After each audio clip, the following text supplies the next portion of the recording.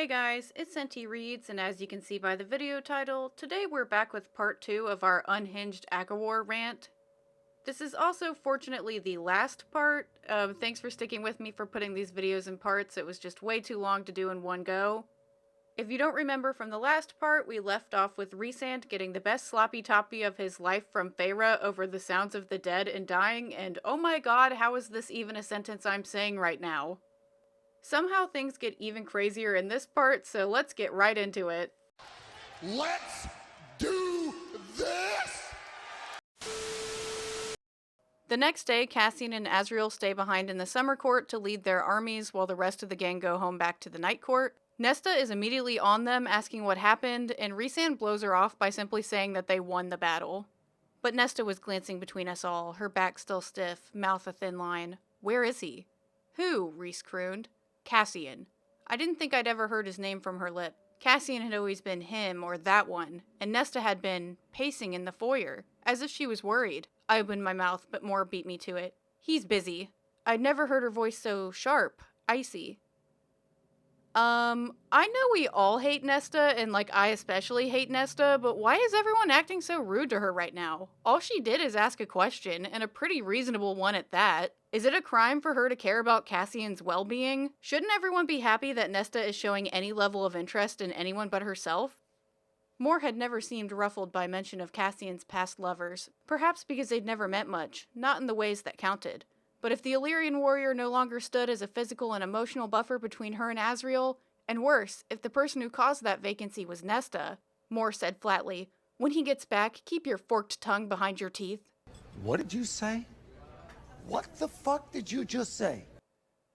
Dude, what the hell? That was so uncalled for. All Nesta did was ask a question. What is Moore going on about? Moore and Cassian slept together once several hundred years ago, so I don't understand why she's acting all territorial now. She does not want Cassian. That is 100% confirmed by the narrative later on. I won't spoil the full context behind that now, but it makes absolutely zero sense for Moore to be so possessive over Cassian, to be so blatantly rude to Nesta like this. It makes no sense. Rhysand tells Moore to back off, even though he was also just rude to Nesta for no reason, but thankfully Moore does leave Nesta alone. For once, Nesta takes the high ground and doesn't respond to Moore's insult, and instead she goes back to her history lesson with Amron and is kind of trying to keep the peace the best that Nesta knows how to. The chapter ends with Feyre demanding Rhysand to take her to the prison for some unknown reason. I guess SJM remembered the whole bone carver subplot, so we're going to go back to doing that now, even though this also does not go anywhere for a very long time. So they go to the prison, and Feyre demands the bone carver to pick something other than the mirror because it's too risky for them to try to get. Remember that the mirror has turned everyone who's looked into it insane, and the only way they can get the mirror is if somebody looks into it, and they can't afford to lose anyone before the war. I don't know why Feyre is so pressed about this. The bone carver said earlier that he's literally a death god, so of course he's gonna have a pretty steep payment for his help. You're gonna have to take some risks. That's just how it is. The bone carver refuses to pick something else, so they leave, and that's it. That's the scene. It is just a total waste of time. Nothing changed as a result of this meeting, so there was no point in having this scene. So they all go back home and they're super hungry, so they go to the kitchen and they find Elaine making bread with the servants. That's a pretty good sign considering she's been so catatonic this whole time and she's only just now starting to heal, so they leave her to it. Rhysand and Feyre take their food up to their bedroom so that Elaine can make her bread in peace. Rhys snipped at my earlobe, then whispered in my ear as he winnowed us up to our bedroom, where 2 plates of food now waited on the desk. I owe you for last night, mate. He gave me the courtesy, at least, of letting me pick what he consumed first, me or the food. I picked wisely. Alrighty then. Gee, I wonder what Feyre picked. Yet again, I'm here to remind you all that it is not at all a noble deed to give your partner a choice when it comes to getting down and dirty. That's a bare minimum requirement for not landing yourself in prison for committing a literal crime. Nobody is entitled to your body, even if you're in a committed relationship with them. So Rhysand is not giving you the courtesy of letting you choose. He's not committing a fucking crime by letting you choose. Just keep that in your minds, everyone, in case anybody needed to hear that. The next morning, Feyre goes downstairs to find Nesta clearly still waiting for Cassian, but she doesn't tell her where he is because she doesn't want to get involved. I think that makes Feyre a pretty shitty sister considering she knows information that could put Nesta at ease. But whatever, Nesta hasn't exactly been a good sister either, so I guess I can't fault Feyre that much, but I feel like they're unnecessarily mean to Nesta all of a sudden. They eat an awkward breakfast, and Nesta asks why Feyre went to the battle without a second thought, and Feyre simply says that people needed her help, which I guess is a good enough response. The scene then abruptly ends as Feyre leaves to go to her flying lessons with Azriel, who I guess came home while Cassian stayed behind. I don't really know why he's here and Cassian's not. I've said it before, but this book's pacing is so incredibly weird. Most scenes last way too long, and then occasionally we get a really short scene that seems like SJM just got bored of writing it and ended it before anything ever even happened. There doesn't really seem to be any rhyme or reason behind which scenes are long and which ones are short, it's just whatever SJM felt like writing. So we get really short scenes of things that should be important, and then really long scenes of things that don't matter, so it's just very odd throughout this entire book. Anyway, Feyre trains with Azriel and then doesn't really see anybody as they're all busy arranging the meeting with the High Lords that might eventually happen in this book. They still haven't been able to choose a meeting location because Under the Mountain used to be their neutral meeting location, and then Amarantha ruined that whole thing. They eventually agreed to hold the meeting at the Dawn Court, and they're all pretty nervous that the meeting will go poorly, and it's definitely gonna go super, super poorly, like obviously it is. But if they don't at least try to get some allies, then they are totally boned, so they're just gonna have to make the best of it. Amron and Nesta are still working on their magic training stuff, even though that plot point is ultimately abandoned when the war starts, but I'm getting ahead of myself. So they're getting ready for the High Lord meeting, and they're getting all dressed up, and typically I skip the close descriptions, but y'all gotta hear this one. We had taken my gown from Starfall and refashioned it, adding sheer silk panels to the back shoulders, the glittering material like woven starlight as it flowed behind me in lieu of a veil or cape. If Rhysand was night triumphant, I was the star that only glowed thanks to his darkness, the light only visible because of him. What are we giving Rhysand credit for? Why does Feyre only shine because of him? If she's referring to her powers, she got those from all the High Lords, not just Rhysand. To be fair, Feyre is most well known for being the curse breaker, and she would not have been able to break Amarantha's curse without Rhysand's help, but this is still giving Rhysand a lot of credit when I just clearly hate Rhysand. Instead of getting this show on the road by going to the meeting with the High Lords that we've been told is very important and has been brought up multiple times, we have to get a bunch of extraneous detail about how Feyre gets to pick her own crown out and how that's supposed to be a big deal, and I just don't care about the crown thing. I really don't understand why this book is trying to make me think it's important that Feyre gets to pick out her own crown. Like, I just don't care. Feyre finds the most super pretty, fanciest crown, and it stuns her into repeating what she has already said about her dress. Night triumphant, and the stars eternal. If he was the sweet, terrifying darkness, I was the glittering light that only his shadows could make clear. Did the editor just forget to remove one of these lines, or did SJM think she ate so hard with it that she had to use it twice in the same chapter? Girl, shut the fuck up. You thought you ate that? Nesta and Cassian finally have their reunion, and it's pretty anticlimactic as neither of them say anything to each other or even interact at all. Instead, Nesta walks over to Feyre and tells her that she looks beautiful, which is the shock of the century because it's about the first nice thing Nesta has ever said to Feyre. Then Nesta says that she's decided to go to the meeting with them after all, despite previously declining. Nesta only lifted her chin. I'd never seen her stumble for words. I do not want to be remembered as a coward. No one would say that, I offered quietly. I would. Nesta surveyed us all, her gaze jumping past Cassian. Not to slight him, but avoid answering the look he was giving her. It was some distant thing, she said. War, battle, it's not anymore. I will help if I can, if it means telling them what happened. You've given enough, I said, my dress rustling as I braved a solitary step toward her. Amron claimed you were so close to mastering whatever skill you need. You should stay. Focus on that. Uh-oh, Feyre. Remember when Tamlin told you that you'd given enough already by breaking the curse and you should just chill? Yeah, maybe just let Nesta make her own decisions, thanks. Oh my god, do I actually like Nesta? What is happening? Send help! Nesta insists on going to the meeting because she was just so inspired by Feyre's bravery at the summer court that she wants to make a difference too. Which I guess is character progress. Rhysand offers to make Nesta the emissary to the human realm now that Feyre is High Lady and she can't have that title, even though I don't understand why she can't have both titles, but Nesta agrees to take the job, even though I don't think Nesta does any emissary work whatsoever. The mood is then lightened as the inner circle start taking bets on how long it's going to take for someone to start a fight and who it'll be. Rhysand reminds them about the magic that keeps everyone from fighting during meetings to keep the peace, but Moore says that verbal fighting or disagreements also count. Rhysand tells everybody that they're not allowed to provoke a fight in order to win their bet before he places one of his own, and I think this whole thing is kind of silly, but whatever. Nesta and Cassian finally acknowledge each other right as they're about to leave, and there's some weird sexual tension going on between them. I can already tell that this couple is going to be even more toxic than Feyre and Rhysand, and I'm really not looking forward to reading their book at all. The group finally goes to the Dawn Court, and they're in this beautiful palace that's up in the sky, literally floating amongst the clouds. I don't know if the palace is on a cloud or is like a floating island, but it doesn't really matter. They're like in the clouds in the sky, and it's so beautiful. This palace is way fancier than any of the places Feyre has been so far, and it's super lavish and just fashionable.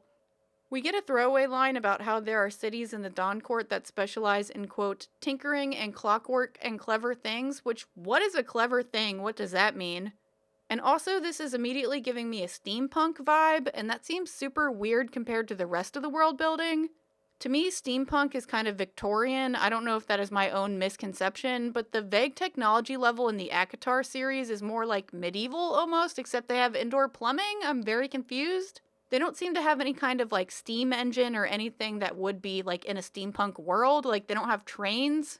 And I'm just very confused overall what the ACOWAR technology level is and what they have and what they don't have. It's just kind of all over the place.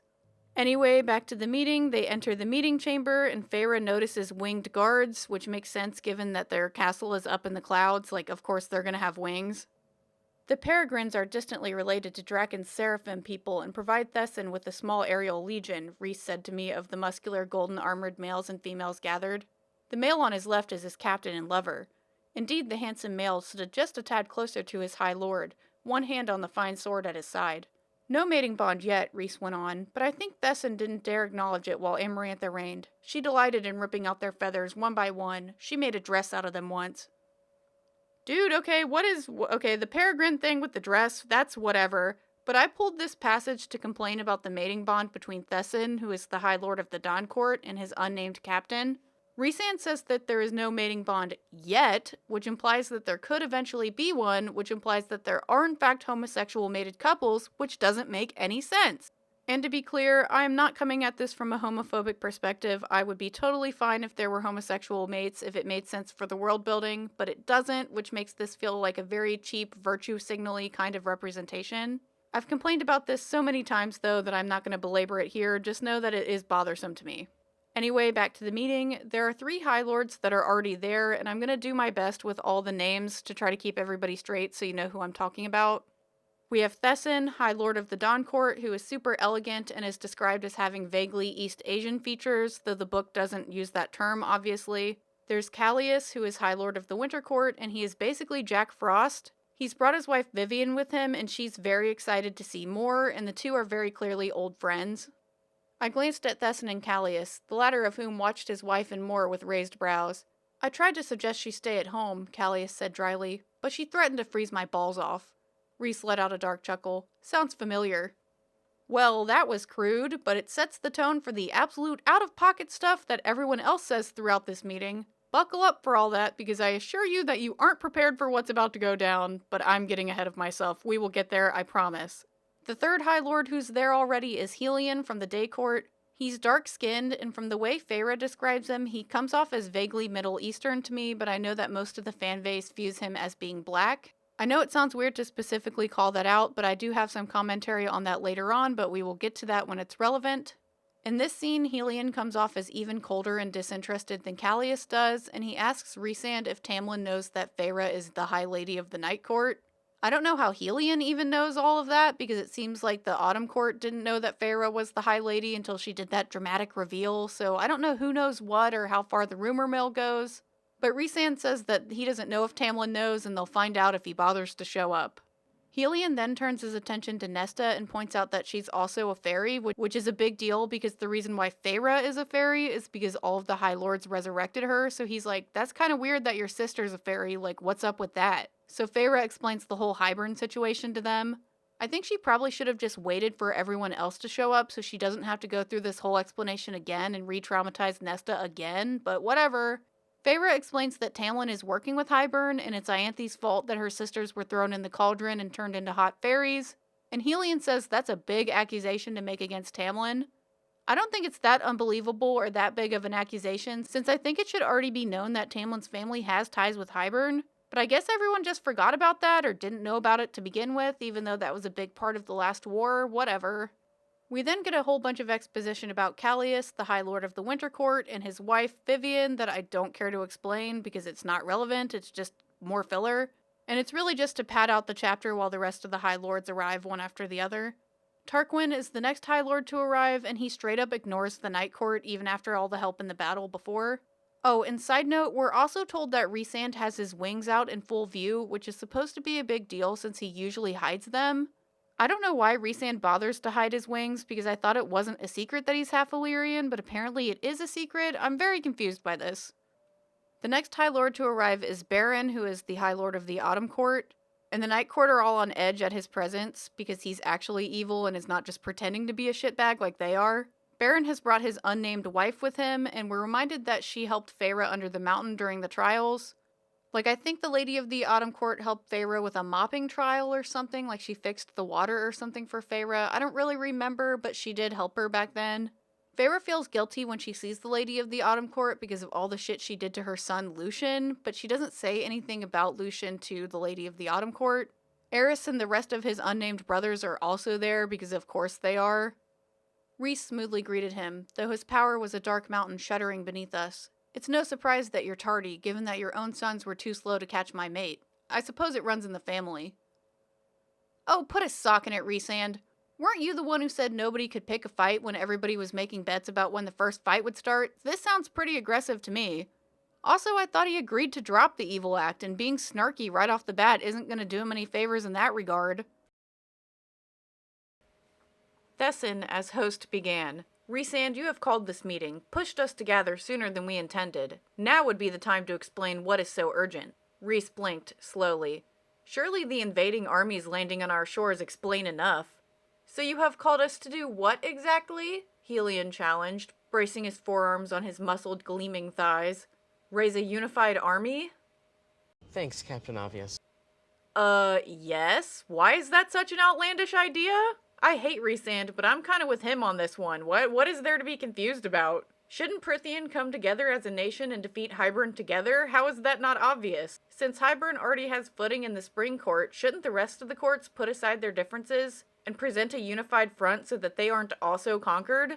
Before Rhysand can fully explain, we get a dramatic entrance from Tamlin, who apparently decided to show up after all. The tension gets even worse as everyone watches Tamlin, waiting to see how he'll react to seeing Feyre for the first time since she openly betrayed him.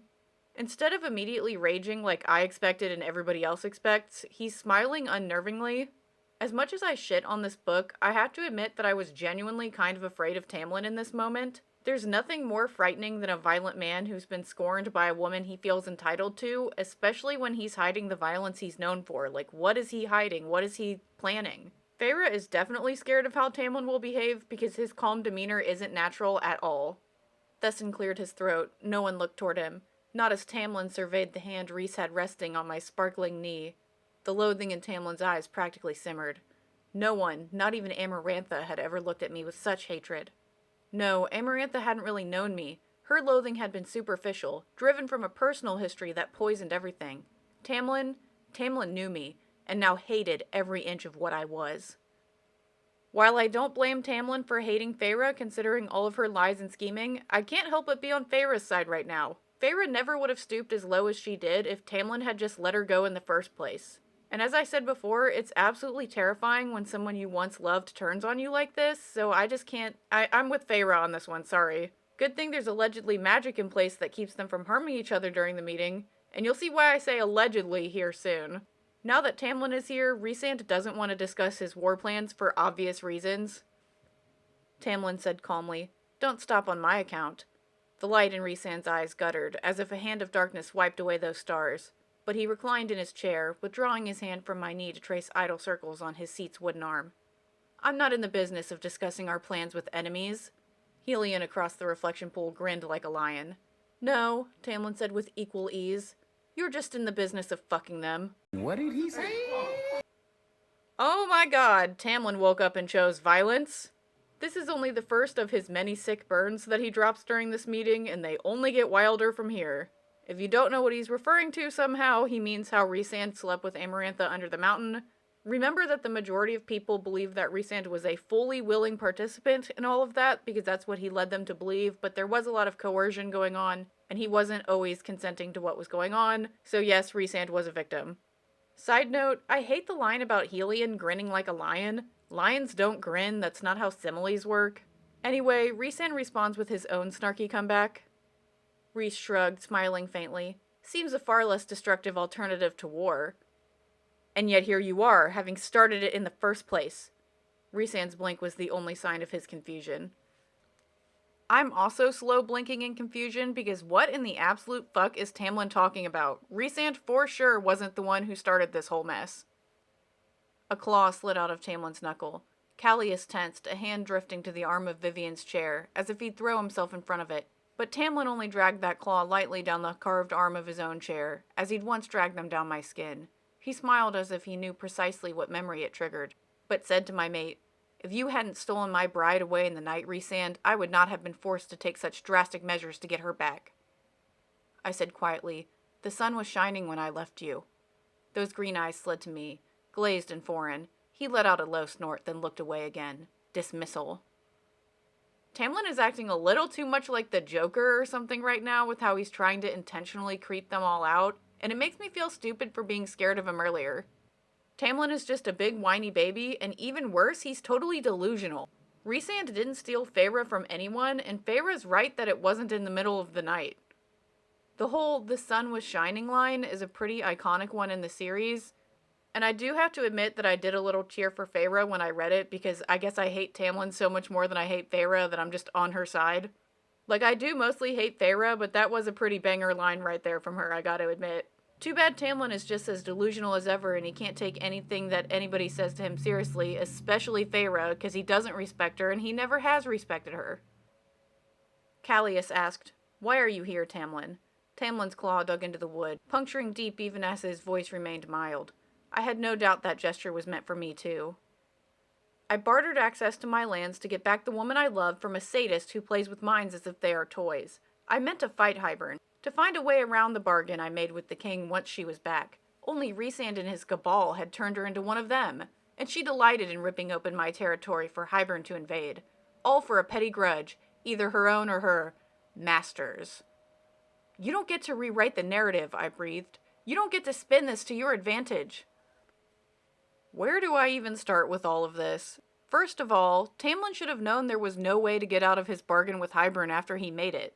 He says himself that the only reason he even started that bargain was to break Feyre's bargain with Rhysand. So how did he mean to break his bargain with Hybern? Find an even more evil and powerful king to break that bargain and then repeat the cycle all over again? Truly, what was his plan? This makes no sense. Also, I know that I've said this before, but Tamlin of all people should know that Rhysand isn't evil.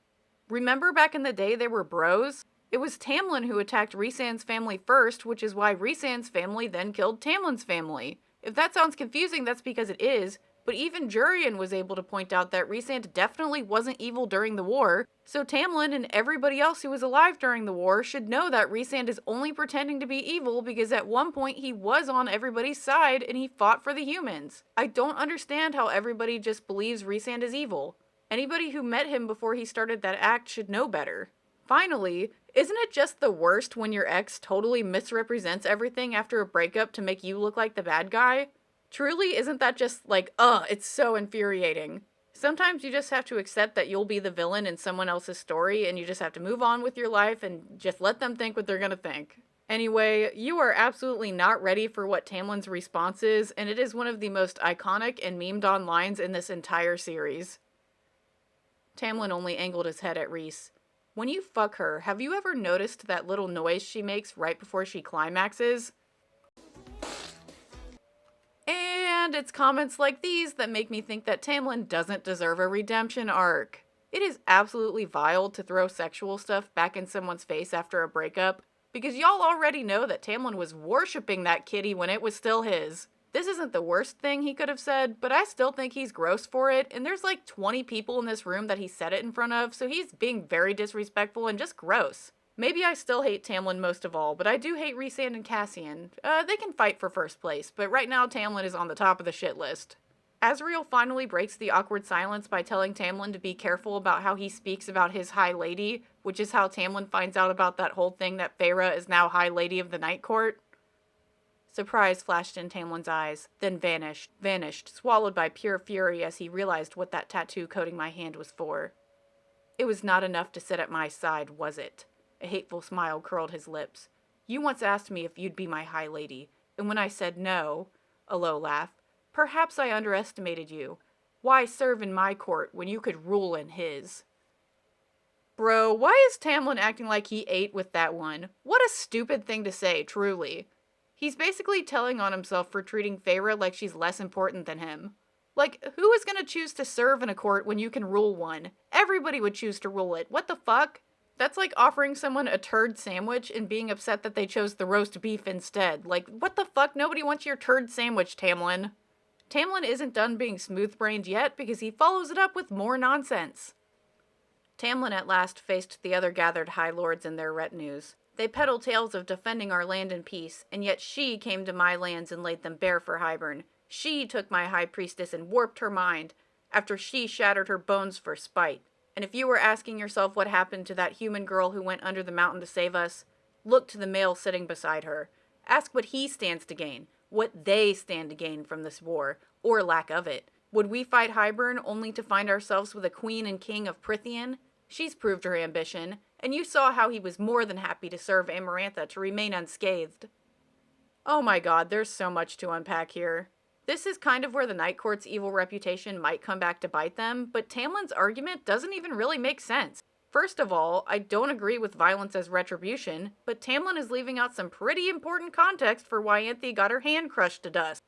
Next, Tamlin is arguing that the Night Court both benefits from the war happening and it not happening, so which is it? It really doesn't make sense that he's trying to have it both ways. Either the Night Court is scheming with Hybern to start the war, or they're not. Like, what is he trying to do by playing it both ways? He needs to pick one.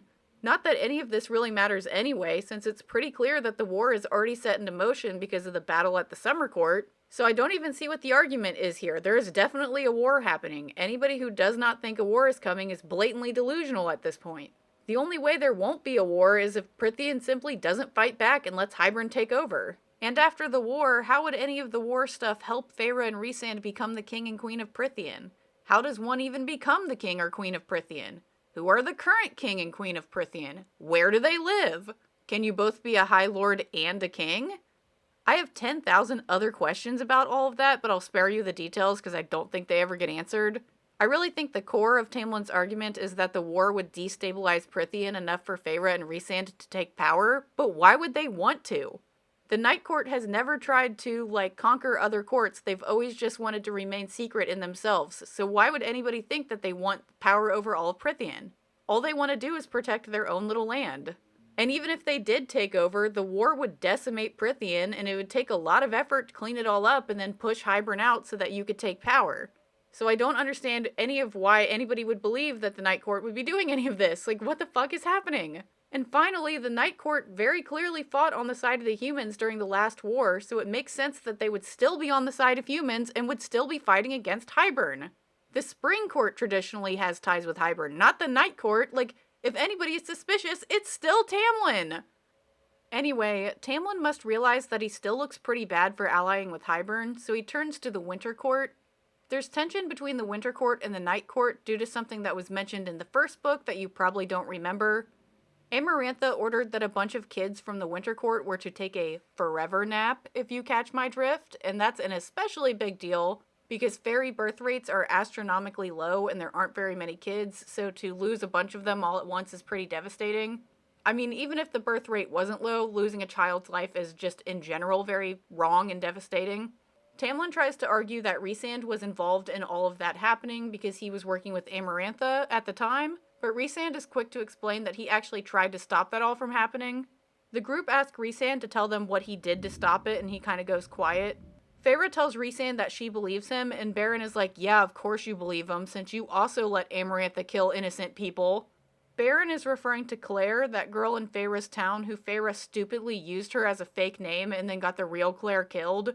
That's such an out-of-pocket and random thing to bring up right now, but I guess Baron has a point, but Feyre didn't do that out of, evilness, she did it because she's stupid.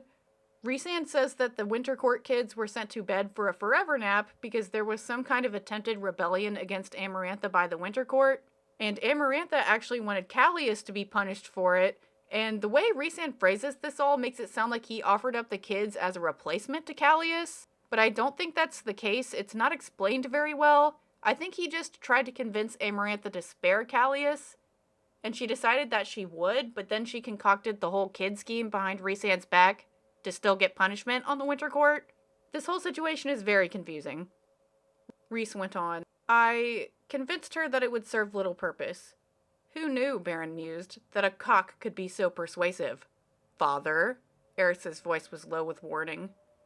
Jesus Christ, I really feel like SJM let her freak flag fly on ACOWAR, and she didn't edit out any of the little impulsive lines that she wrote in. She left every thought in there, even one that should have been an inside thought. Also, thank God Eris isn't acting cartoonishly evil anymore and he's actually being a decent person. This is kind of a touching moment between Rhysand and Callias as they clear up the misunderstanding between their courts, and Tamlin brings it all crashing down when he asks if Rhysand has any receipts to back up the whole kid story thing. This incites Cassian into an inappropriate rage given the situation, like they very much need to control themselves right now, he should not be acting like this, and Mora even has to get up out of her chair to hold him back from attacking Tamlin. Which, hey, I thought there was magic keeping them from fighting, so how is he able to get aggressive? I am confused.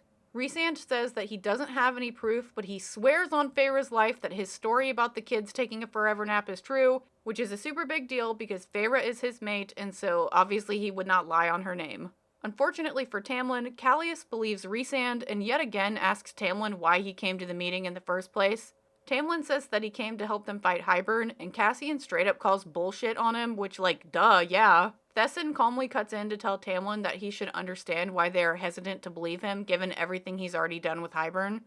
Tamlin smiled at me. Why do you think I invited them to the house, into my lands? He let out a low snarl, and I felt Rhys tensing as Tamlin said to me, I once told you I would fight against tyranny, against that sort of evil. Did you think you were enough to turn me from that? His teeth shone white as bone. It was so easy for you to call me a monster, despite all I did for you, for your family. A sneer toward Nesta, who was frowning with distaste. Yet you witnessed all that he did under the mountain and still spread your legs for him. Fitting, I suppose. He whored for Amarantha for decades. Why wouldn't you be his whore in return?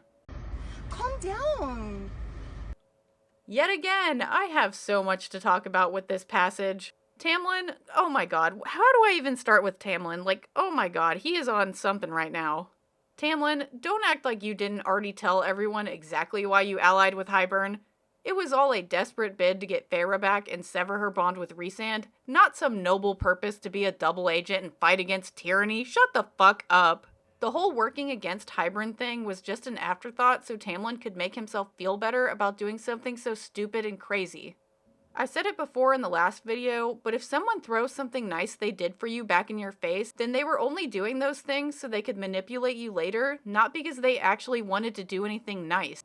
And again, I said this in the last video, Feyre saved all of Prythian by breaking Amarantha's curse, so taking care of her family was the least Tamlin could do to reward her for that. Truly, Feyre should be the god of Prythian, because she is the only reason they're all free. Giving her family a fancy house and some money is the least anybody could do for her. I don't even really know how to address what he said about the under the mountain stuff. I hate to say that Tamlin does kind of have a point here, as gross as he worded it, and I do not agree with his wording. But remember that Tamlin had to sit and watch Rhysand drug Feyre up on fairy wine and then have her sexy dance for him every night for 2 months straight. So I can kind of see why Tamlin would be disgusted to now see Feyre and Rhysand in a relationship after Rhysand so publicly disrespected Feyre and assaulted her for 2 months straight every night. I really don't want to dive into all that stuff though, so I'll leave it at that. Ultimately, I don't think it's any of Tamlin's business who Feyre chooses to associate with after they've broken up. That's just not his business anymore. Mor tells Tamlin to shut his filthy mouth, and Helion also jumps in to tell Tamlin to keep his personal business to himself so they can discuss the war. They all bicker some more, and Callias pointedly asks if Tamlin is an ally of Prythian or of Hybern. Tamlin kind of indirectly answers the question by saying he stands against Hybern, but doesn't specifically say that he stands with Prythian. and Helion tells him to prove it. Tamlin says that he has all sorts of information to share with them about Hybern's armies, what weapons they have, their formations, like he's got it all. Noble as it sounds, Helion went on, who is to say that information is correct, or that you aren't Hybern's agent trying to mislead us? Who is to say that Rhysand and his cronies are not agents of Hybern? All of this a ruse to get you to yield without realizing it. Nesta murmured, you can't be serious. Moore gave my sister a look as if to say that he certainly was. Tamlin, respectfully, what were you smoking before you came to this meeting? 'Cause you aren't making a lick of sense right now. Tamlin knows damn well that Rhysand isn't working with Hybern, and I don't know if he's just lying to everyone out of spite or if he's fully lost his mind and has gone completely delusional. If Tamlin really is against Hybern, then it doesn't make sense for him to turn everyone against Rhysand, who is the strongest High Lord, and they're definitely going to need him to win the war. Desson points out that Tamlin isn't making any sense, so he continues his psychotic rambling. I am simply warning you that they might present the guise of honesty and friendship, but the fact remains that he warmed Amarantha's bed for 50 years, and only worked against her when it seemed the tide was turning. I'm warning you that while he claims his own city was attacked by Hybern, they made off remarkably well, as if they'd been anticipating it. Don't think he wouldn't sacrifice a few buildings and lesser fairies to lure you into an alliance, into thinking you had a common enemy. Why is it that only the Night Court got word about the attack on Adriata, and were the only ones to arrive in time to play savior? Yet again, Tamlin is saying a bunch of things that are only partially true without giving the full context. I've already explained that I think it should be obvious that Rhysand only worked with Amarantha for self-preservation, and it was clearly to protect his court, which is why so much of his court remained intact while other courts were destroyed. It's just self-explanatory. As for the attack on Valaris, why would Rhysand reveal a city he and his ancestors have been hiding for at least 1,000 years just to make people less suspicious that he was working with Hybern in this war? That doesn't even make any sense. Why would he throw away 1,000 years of secrecy for this? The reason the Night Court knew about the attack in Adriata is that Varian specifically reached out to his boo Amron to warn her about the battle. He didn't even ask the Night Court for aid. They took it upon themselves to rally the troops and help. And to be fair, Tamlin didn't know any of this, but shouldn't he have known about the battle in Adriata considering he is supposedly a double agent for Hybern? Shouldn't Tamlin have tried to secretly warn the other courts so that they could provide aid? If anything, this just makes Tamlin look really bad. Varian jumps in to confirm that he was the one who told the Night Court about the battle, and Tamlin stupidly accuses Varian of also working with Hybern, which makes even less sense than the Night Court working with Hybern. Truly, what is Tamlin smoking? Is he doing this intentionally, or is he delusional? I just can't understand his motives. Feyre reminds Tamlin that it's his fault that her sisters are hot fairies now because Tamlin let Ianthe have too much power, which is kind of true. Tamlin is basically like, oh no, what a tragedy that your sisters get to be young and hot forever. Oh, and also, how do you know that Rhysand didn't just mind control Ianthe into doing all of that and making your sisters hot fairies, huh? What is even happening right now? Truly, I think Tamlin is, what is he doing? I just am so confused. As I said before, I can't tell if Tamlin knows he's lying or if he's fully just gone crazy. Nesta and Cassian jump into this argument because now, Tamlin has fully just gone off the deep end. And so Tamlin makes a derogatory comment about how the Archeron sisters must have a preference for Illyrians, which I think is supposed to come off as racist, because, the Illyrians are lesser fairies, so they are, racist to them. Good lord, Tamlin, just, somebody put a muzzle on this man. Feyre asks Tamlin what he even wants from her, and his response feeds into exactly what I said before about how he doesn't deserve a redemption arc and I don't care to read one for him. What do you want? I hissed. An apology? For me to crawl back into your bed and play nice little wife? Why would I want spoiled goods returned to me? Bro, as I said before, you were all over those spoiled goods when they still belonged to you, so don't act like you're too good for Feyre now. Feyre wasn't even a virgin before she met Tamlin, remember that random guy Isaac? And I'm not saying that not being a virgin makes you spoiled goods, but what I'm saying is that I don't understand why he's calling her this. Again, is this supposed to be a racist remark because she had sex with Rhysand, who is half Illyrian? What is happening? Speaking of Rhysand, he's had about enough of Tamlin's nonsense and uses his magic to keep Tamlin from opening his mouth. I don't know if he's mind controlling him or shadow holding his mouth shut, but Tamlin can't talk, thank God. This is maybe the first time I've ever liked Rhysand. But also, I thought that this meeting was supposed to prevent them from using magic on each other to prevent fights from happening. And so I don't understand how he is allowed to take away Tamlin's ability to speak. Like, I would think that the magic should not let him do that, but he can. And they can also physically fight, but we'll get into that later. I think this is supposed to be kind of an oh shit moment, as the narrative explicitly reminds us that Rhysand is the strongest High Lord in all of history, and he's reminding everybody else at the table of that too by casually shutting Tamlin up so easily. If you want proof that we are not scheming with Hybern, Rhysand said blandly to them all, consider the fact that it would be far less time-consuming to slice into your minds and make you do my bidding. I mean, he has a fair point. If Rhysand is as good at the whole mind control thing as Tamlin says he is, then it doesn't matter if anyone trusts him or not, because he'll just force you to do what he wants regardless. You are fully at his mercy. Side note, I want to give another shout out to Eris for not being a huge douche, because he positions himself in front of his mother to protect her in case something pops off, and that's kind of a subtle moment that I did want to highlight. I sense a redemption arc in Eris's future, perhaps in a future book that I haven't read yet, but we will get there if we ever get there. Tarquin finally speaks up and asks Rhysand why the Night Court came to help the Summer Court without asking anything in return, which is kind of a silly question because I'd assume it's repayment for stealing the book. Like, hey, we're paying off our debt, we're sorry we stole from you, let's count it even. Rhysand just gives a cheesy answer that that's just what friends do, and Tarquin is just as cheesy as he resigns the blood rubies that mark the Night Court as their enemy, and it's supposed to be this good moment, but I just don't care. Then, unexpectedly, Rhysand turns to Tamlin and says that he believes Tamlin when he says he'll fight for Prythian. I don't really understand why Rhysand believes Tamlin, because it's not stated that Rhysand, directly read Tamlin's mind to see his true intentions, and Rhysand definitely should do that considering he's fully capable of it. So I don't know if he does or not, and he just doesn't really explain why he believes Tamlin, which is so stupid. War is upon us, Rhysand declared. I have no interest in wasting energy arguing amongst ourselves. The better man, male, his restraint, his choice of words, all of it a careful portrayal of reason and power. But Rhysand, I knew he meant what he said. Even if Tamlin had been a part of killing his own family, even if he had played his part in Hybern, for our home, for Prythian, he'd set it aside. A sacrifice that would harm no one but his own soul. The narrative has been not so subtly telling us this whole time about how much better Rhysand is than Tamlin, but this is the first time it said it so directly. I mostly pulled this passage, though, because I thought it was both hilarious and infuriating that Feyre calls Rhysand a man and then corrects himself to call him a male. Like, that is so stupid, just call him a man. I don't know how many times I can complain about the male-female thing, it's just so off-putting. Baron, who I will remind you is the High Lord of the Autumn Court, is like, yeah, it's cool that you believe Tamlin and all, but I'm not so sure. Also, isn't my son supposed to be in the Spring Court? Like, where's Lucien? Feyre vaguely says that Lucien is guarding Valaris because it would be stupid to tell him that he's actually out looking for that missing queen because they don't know if they can trust any of these people yet. And then Eris has to go and make me look stupid for giving him a compliment earlier for not being a douche by then being a humongous douche. He makes some snide comment about how Feyre should have brought her other sister because he heard that Lucien's mate is really hot. Feyre takes this as a threat for some reason, even though Eris has a secret alliance with the Night Court, so he has no reason to threaten them. Except this alliance must not include Lucien, even though he's now a de facto member of the Night Court, so this interaction is all just very confusing and makes Eris just look extra douchey and Feyre look extra stupid.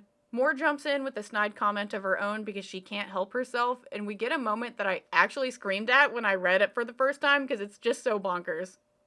But Moore replied smoothly, "You still certainly like to hear yourself talk, Eris. Good to know some things don't change over the centuries." Eris's mouth curled into a smile at the words, the careful game of pretending that they had not seen each other in years. Good to know that after 500 years, you still dress like a slut. Shots fired, I'm taking cover. Oh my god, I can't believe Eris came right out and said it like that. At least when Nesta was being bitchy to Moore earlier, she only kind of implied it and didn't directly state that she was a slut. Like, what the hell? I take everything back I said about Eris getting a redemption arc. He can go rot in the dumpster with Tamlin for all I care. I've been alluding to this for a while now, but we get a confirmation that the magic doesn't actually work to prevent any fighting because Azriel straight up attacks Eris. He fully jumps across the table to strangle that jerkwad and even puts up a barrier to keep anyone from stopping him. It's kind of implied that Azriel is able to get past the anti-fighting magic that is supposed to be preventing them from fighting right now because his shadows are blocking him from it. I don't really understand what that means. It doesn't make any sense and other people are using magic on each other, so I just don't think this magic exists. Like, truly, I'm so confused why SJM went to the trouble to say, like, oh, there's this magic that prevents them from fighting, and then they all fight constantly. Like, don't say that detail if it's not true! We then get a scene that I think even fans of this series think is cringe, as Feyre dramatically rises and calls Azriel to her side like he's literally a dog. She reaches out her hand to him, and as soon as Azriel drops the shield, Baron attacks, which I think he's kind of justified in doing because his son was attacked, but is also incredibly stupid to further escalate the situation. Baron struck, only for his fire to bounce off a hard barrier of my own. I lifted my gaze to the High Lord of Autumn. That's twice now we've handed you your asses. I'd think you'd be sick of the humiliation. What is even happening right now? Like, see, they're able to use their magic on each other. The only reason why Feyre wasn't hurt by the fire was because she shielded, not because of any anti-fighting magic. Like, what is happening? Also, hearing Feyre say something crude like, we handed you your ass, while she's trying to act like an elegant queen, high lady, who's super cool and in control of her violent pet Azriel, it's like so cringe. To make matters worse, Feyre leads Azriel to sit in the chair next to hers like he's a little kid in timeout, and then she pours him a glass of wine and brings it to him like she's a servant even though she's his high lady. Feyre puts on this big show of calling the inner circle her family and they're all equals, and then she tells Baron and everyone else like, don't insult my family. Family, family, family. You would think this is the Fast and Furious. I'm losing my mind. I am actually going crazy. Family, family, family, family, family, family, family.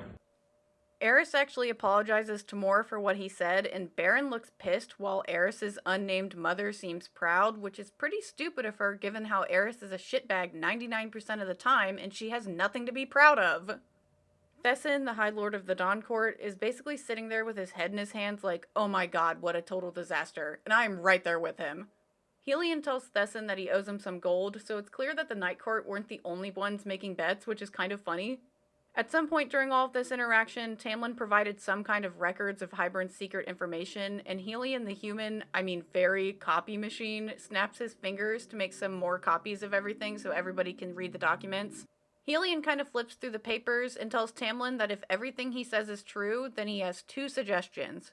The first is that they have to destroy Hybern's supply of faebane.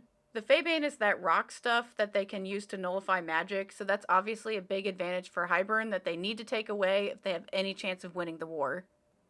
Tarquin says that the Summer Court will destroy the caches of faebane as repayment for the Night Court's help in the battle that just happened, but Thesson says that that won't be necessary. He calls it a master tinkerer, Nuan, who is also the friend from the Dawn Court who Lucian previously mentioned, the one who gave him his mechanical eye. Thesson waved a hand. We heard rumors of faebane being used in this war, used in the attack on your city, Rhysand. We thought to look into the issue before it became a deadly weakness for all of us. He nodded to Nuan. Beyond her unparalleled tinkering, she is a skilled alchemist. Nuan crossed her arms, the sun glinting off her metal hand. Thanks to samples obtained after the attack in Valaris, I was able to create an antidote of sorts. How did you get those samples? Cassian demanded. Nuan says that Lucian gave her the samples, and that he didn't tell anyone about that because he didn't want to get their hopes up that an antidote could be created. What the hell? Does everyone in this book hide information from each other? All it does is make everyone look so sketchy. Also, when did they take samples of faebane? Like, why would they even do that? How would Lucian get the samples? Like, I'm so confused. None of this makes any sense to me. Nuan goes on to say that the Mother provided the Earth everything they needed for the antidote, and I'm really confused about who the Mother is because the cauldron is the one that created everything. And maybe they've explained this before in some other lore drop about the Mother and the cauldron and whatever, but I'm not going to look it up because I don't care. Thesson read that in patience too, and said, Nuan has been able to quickly create a powder for us to ingest and drink food however you please. It grants immunity from the faebane. I already have workers in 3 of my cities manufacturing as much of it as possible to hand out to our unified armies. Excuse me? What? Manufacturing? This medieval-ass fairy world has manufacturing? And not only that, but enough manufacturing to make enough faebane for every court's armies? That's like hundreds of thousands of people, if not millions of people. Like, how big is this manufacturing operation? In case y'all didn't know, I'm harping on this specific plot point because I happen to work in manufacturing, doing a less cool human equivalent job to Nuan. She's an alchemist, and I'm a chemist. And specifically, I work in manufacturing, supporting the plants and supporting the products that are made there. So I understand manufacturing very well in the process of creating a new product and how long it takes it to get into manufacturing, which takes years.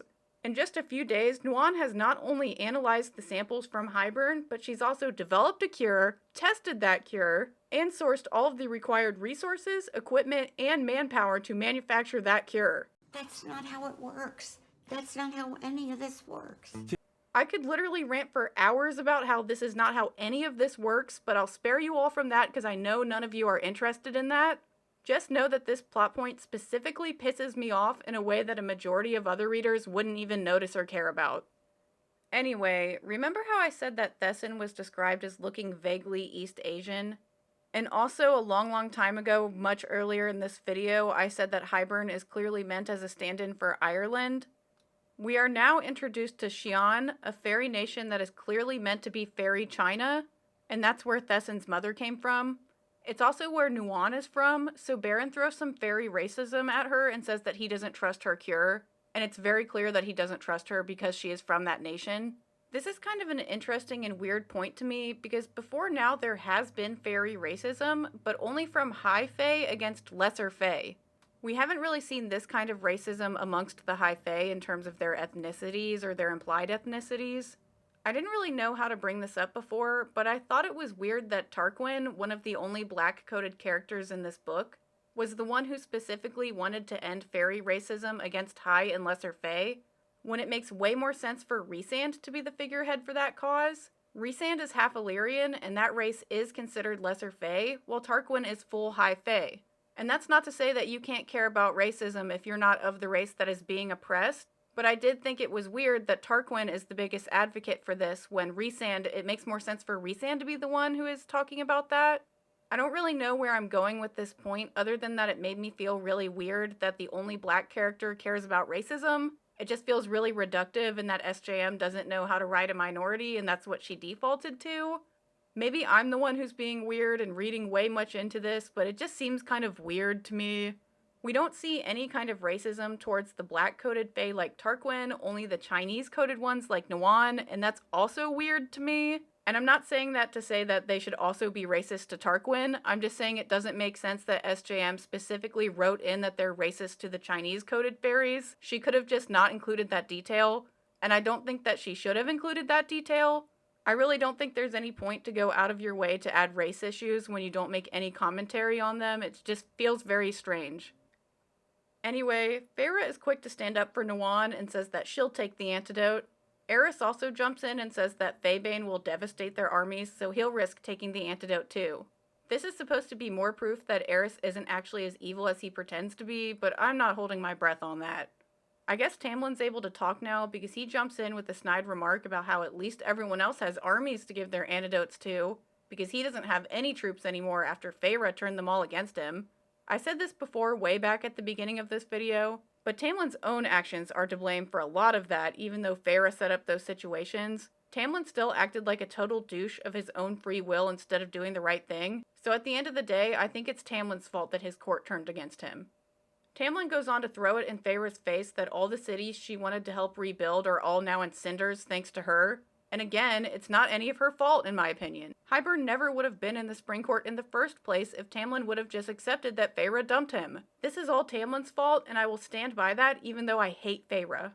Thesson, ever the diplomat, changes the subject and reminds Helion that he had 2 suggestions and he only mentioned the first one. Helion says that the second suggestion is that they need to evacuate the Spring Court to protect its residents from further harm. And instead of offering up his own court to refugees, he says that the Autumn Court should take them since they're closer. Baron says, yeah, right, we're not taking any refugees. If this were set in modern times, he'd be wearing a MAGA hat and screaming about how the Spring Court took our jobs. I took our job! Yeah! Took our They took our jobs!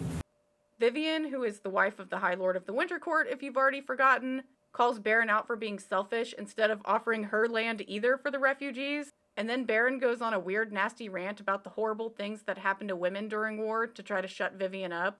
Baron goes on to reveal his wife's trauma to everyone by telling them all about how her sisters sacrificed themselves during the last war to buy time for his wife to run away, and you can only guess what matter of horrible things were done to them by the Hybern soldiers that captured them. Good lord, I hope this doesn't come as a surprise to anyone, and I think this should go without saying, But it's absolutely not okay to openly tell everyone stories of traumatic events that didn't happen to you if they were told to you in confidence. Keep your mouth shut and let the actual survivor bring it up if they want to disclose what happened. That is not your place. Helion, the High Lord of the Day Court, looks especially pissed by all of this, which you will find out later is important and means something. Anyway, Tarquin agrees to take the Spring Court refugees because he's back to being the nicest guy ever, and he's like, nice guy Tarquin again, thank God. We finally get some actual war strategizing as they all talk about how Hybern is targeting the southern part of Prythian near the wall. Nesta jumps in to tell them about how the mortal queens are on Hybern's side, and that puts the humans in danger because the queens will let Hybern march right into their realm without any opposition. Baron, who is officially the worst and most evil character in the series, probably even more so than the King of Hybern, can't keep his mouth shut and says that the worthless humans can fend for themselves and that he won't waste his soldiers on them. That makes Feyre exceptionally angry, and she's basically seething with a rage she can barely contain. Feyre calls Baron a coward, and he throws it right back at her. Yet again, he brings up Claire and how Feyre is responsible for her death, which again was all just a misunderstanding. It was just Feyre being a fucking idiot, not being a coward or evil. Feyre is just stupid.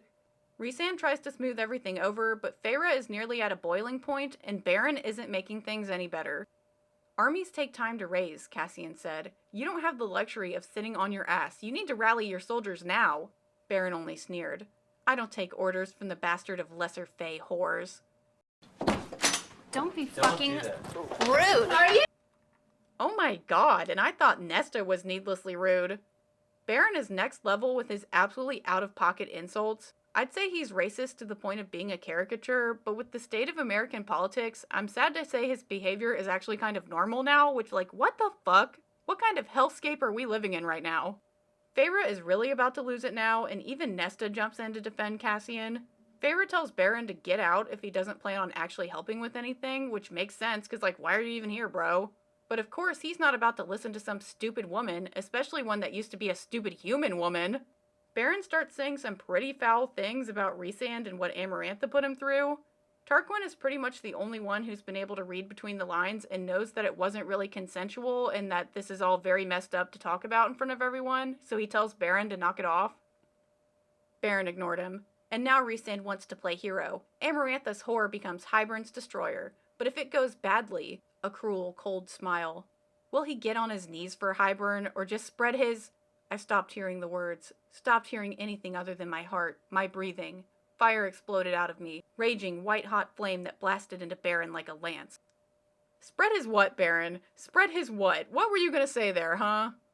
Jokes aside, this is what I was referencing long ago at the beginning of this video, where Tamlin is criticized for his violent outbursts when Feyre is excused or justified for doing the same thing. Sure, Baron is saying some pretty vile things, but he isn't physically intimidating anyone, so there's no reason to get violent with him other than being unable to control your own rage. It's not fair that Tamlin is treated like a monster for his outbursts, while the narrative wants us to empathize with or even cheer Feyre on for the same behavior. And don't get it twisted, I do think Baron deserves to be bitch-slapped, but I don't think it is fair of the narrative to excuse away Feyre's violent outbursts while demonizing others.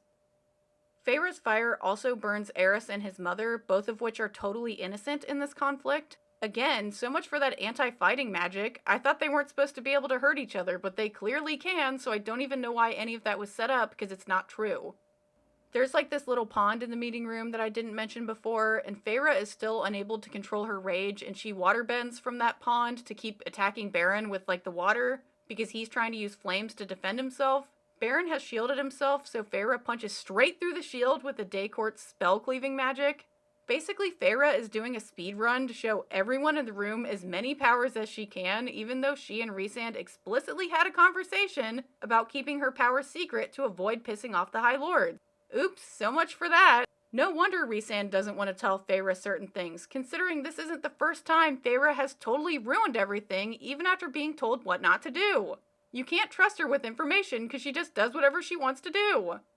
Rhysand finally manages to calm Feyre down, and now it's abundantly clear that everybody knows about her powers. Of course, Tamlin knew about this the whole time, and that would have actually been a much better angle for him to leverage to turn everyone against the Night Court. Because that's actually true, unlike all this random shit that he was talking about with Hybern. I don't know why Tamlin was trying to convince everyone that the Night Court was working with Hybern when he could have mentioned that Feyre is hiding the fact that she has taken power from each of the High Lords, which is actually true and can be proven. That would have been a much better way to show that the Night Court is still hiding shit. Feyre tries to apologize to the Lady of the Autumn Court for burning her, but Baron isn't having any of that. Baron spat.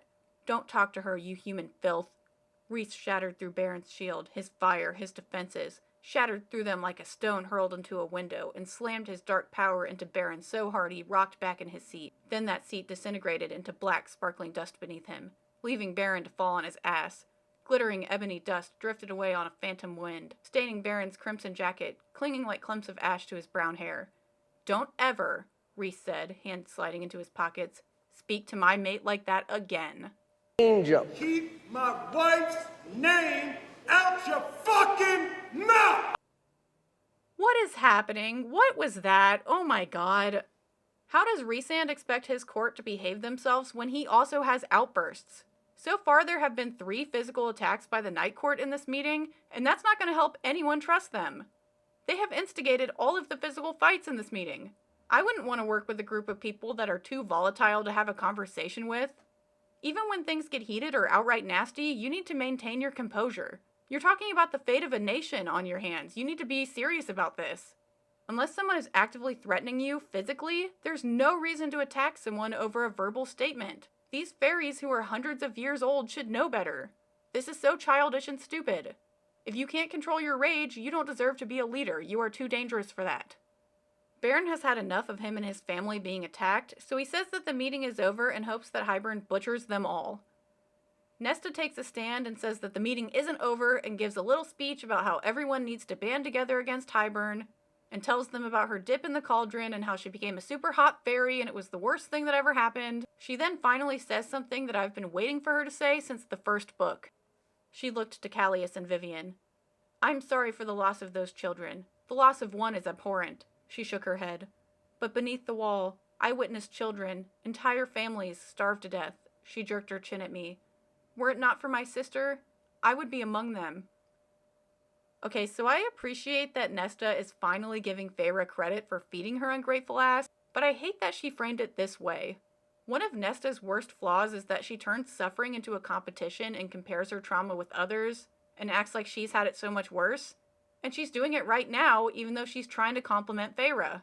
Nesta can't help herself when it comes to talking about how much worse she's had it, which is so obnoxious. I just wish she could have given Feyre a genuine compliment outside of this whole trauma conversation.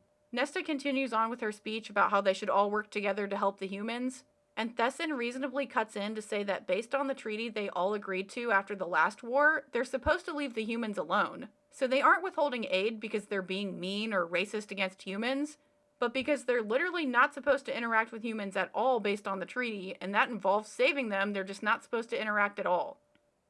That doesn't deter Nesta, and she finishes her speech by telling everyone to just think of the children, both human and fairy children. And somehow that inspires Baron enough to say that he'll think about helping them before he teleports him and his family away.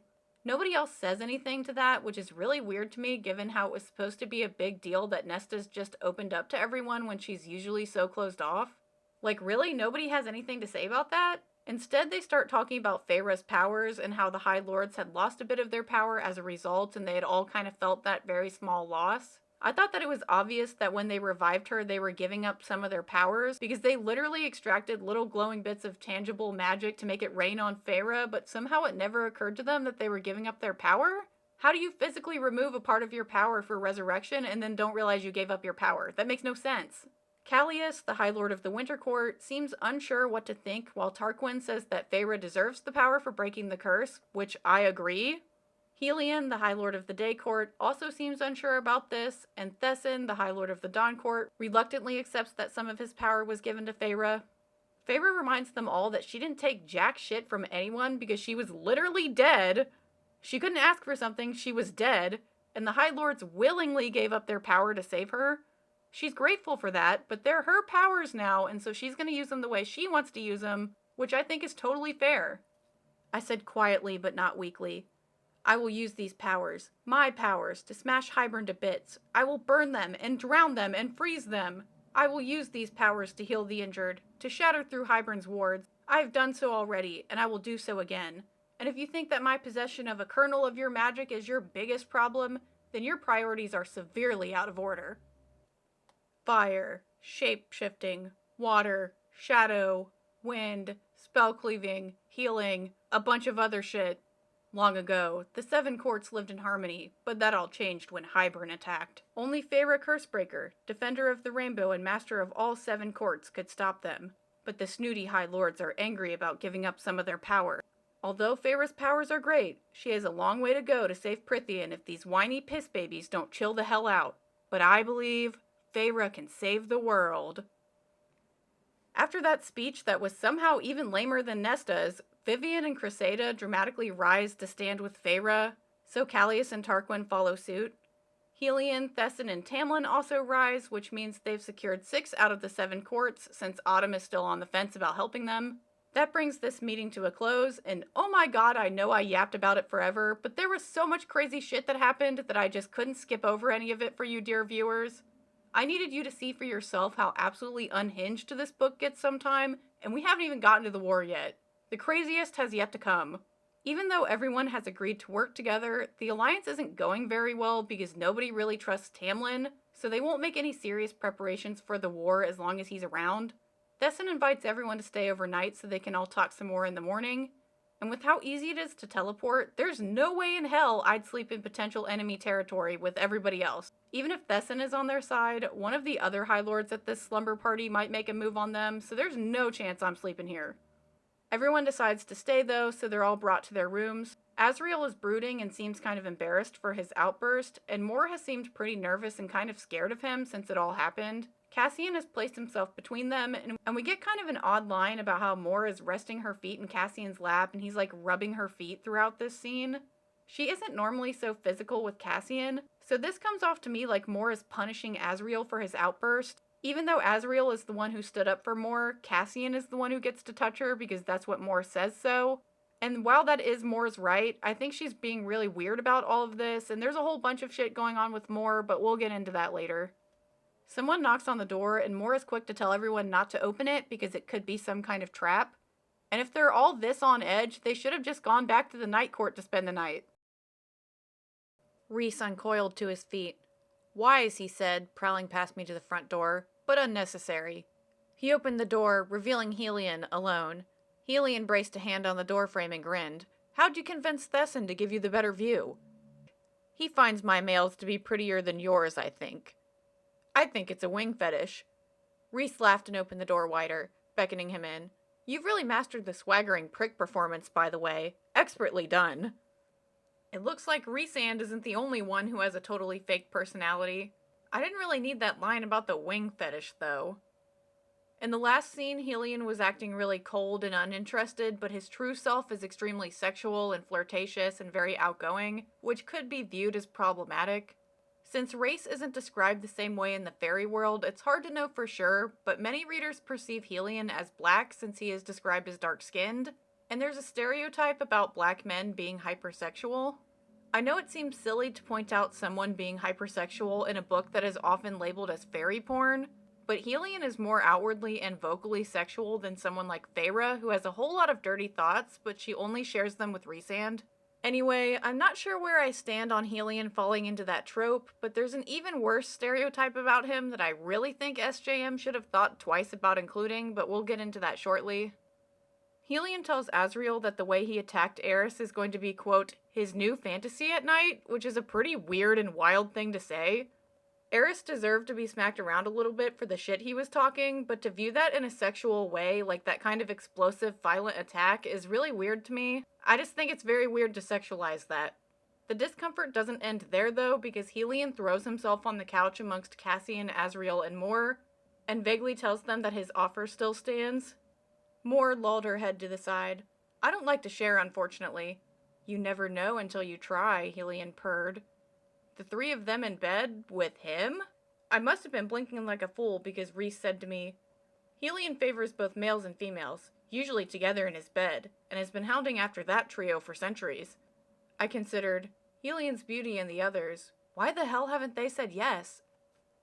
Okay, so this actually wasn't the stereotype I alluded to earlier, but I just realized that Helion also falls into the stereotype of bisexuals being ravenous sex fiends. Also, Feyre, I think it's pretty obvious why they haven't said yes, considering Cassian and Azriel definitely have zero interest in dudes, and even if they did, they consider each other brothers, so that would make things real weird real fast. Like, I know they're not genetically related, but they do act and treat each other as brothers, so they're just not down for that. I'm sure someone has written fanfiction of this scene playing out, though. I'm not gonna go look it up, but I would bet my life that it's out there. Rhysand telepathically flirts with Feyre about inviting a third to their bedroom, and shockingly, in this fantasy, he is describing bringing in another dude. That's definitely just a fantasy thing, though, because there's no way in hell Rhysand would ever actually share Feyre with another man. I'm also not going to go look this up, but I'm sure the whole threesome situation with Feyre, Rhysand, and some third person is out there somewhere with any number of male characters. Take your choice. Anyway, they talk about some war stuff with Helion that I'm not going to cover because it's really not that important, even though the narrative tries to make it seem like it's important. It's actually not. You would think in a book about war that the war would be important, but it's not. They then weirdly rehash the whole traumatic story about the Lady of the Autumn Court and how her two sisters were brutalized in order to save her from the Hybern soldiers. I swear this series spends more time discussing everybody's traumatic backstories than it does on the actual plot of each book. Even one-off characters like Clotho, the priestess from the library, get horrific stories that we describe in detail for no reason. Anyway, at the time of this attack, the still unnamed Lady of the Autumn Court was already married to Baron, but he wasn't around to save her for reasons I don't remember. So Helion was the one who rescued her for reasons I also don't remember, but it was too late to rescue her sisters, I guess, and then we get this weird detail. Helion didn't so much as shift in his chair. She was still young, though she'd been married to that delightful male for nearly 2 decades. Married too young, the marriage arranged when she was 20. The words were clipped. And 20, so young. Nearly as young as Mor had been when her own family tried to marry her to Eris.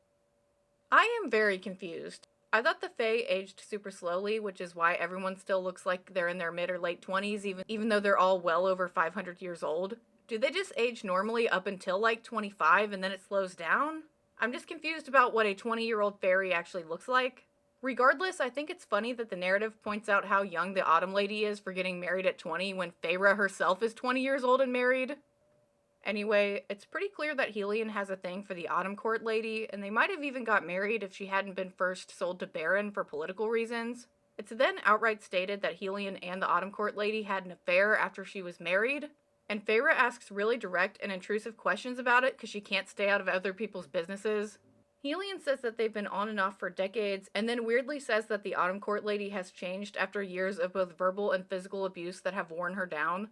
What the hell? What is he talking about? And even Feyre is like, dude, if you loved that woman, why didn't you help her? Like, what the hell? The wrong thing to say, utterly wrong by the dark fury that rippled across Helion's face.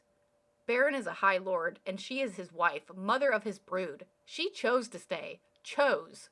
And with the protocols and rules, lady, you will find that most situations like the one you were in do not end well for those who interfere.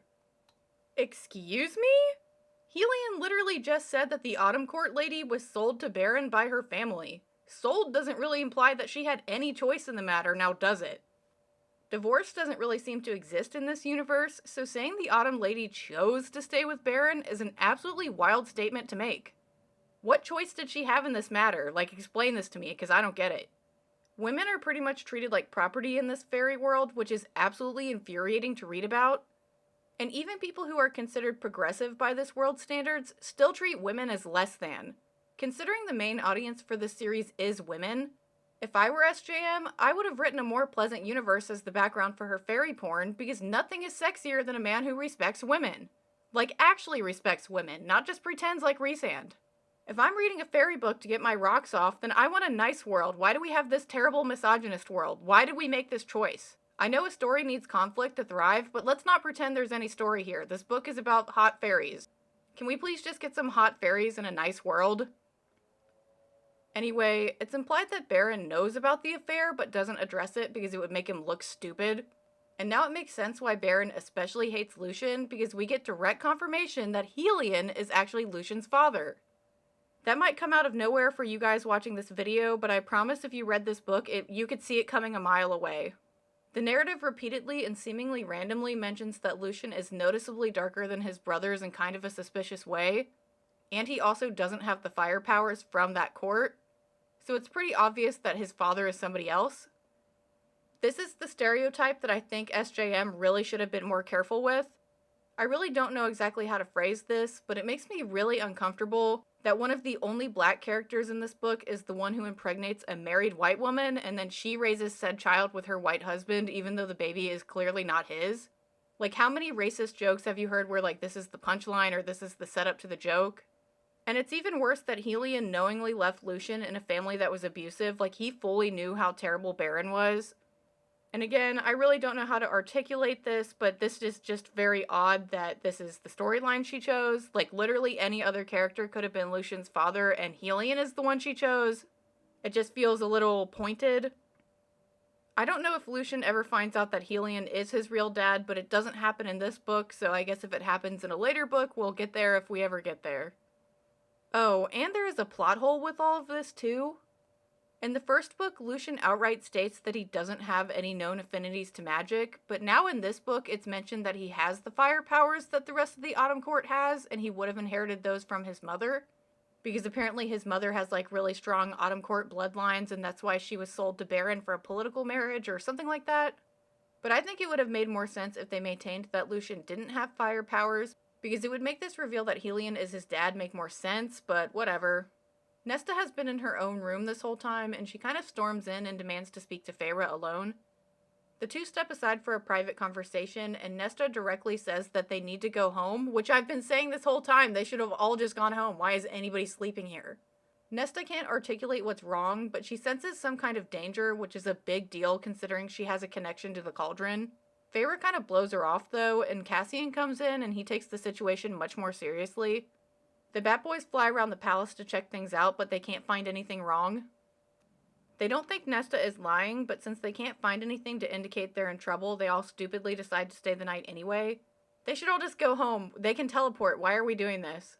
They all eat dinner together, and as they settle in for the night, Feyre sees Mor slip into Helion's room with him. She didn't bring Cassian and or Azriel with her, though, so poor Helion won't get his wish granted tonight.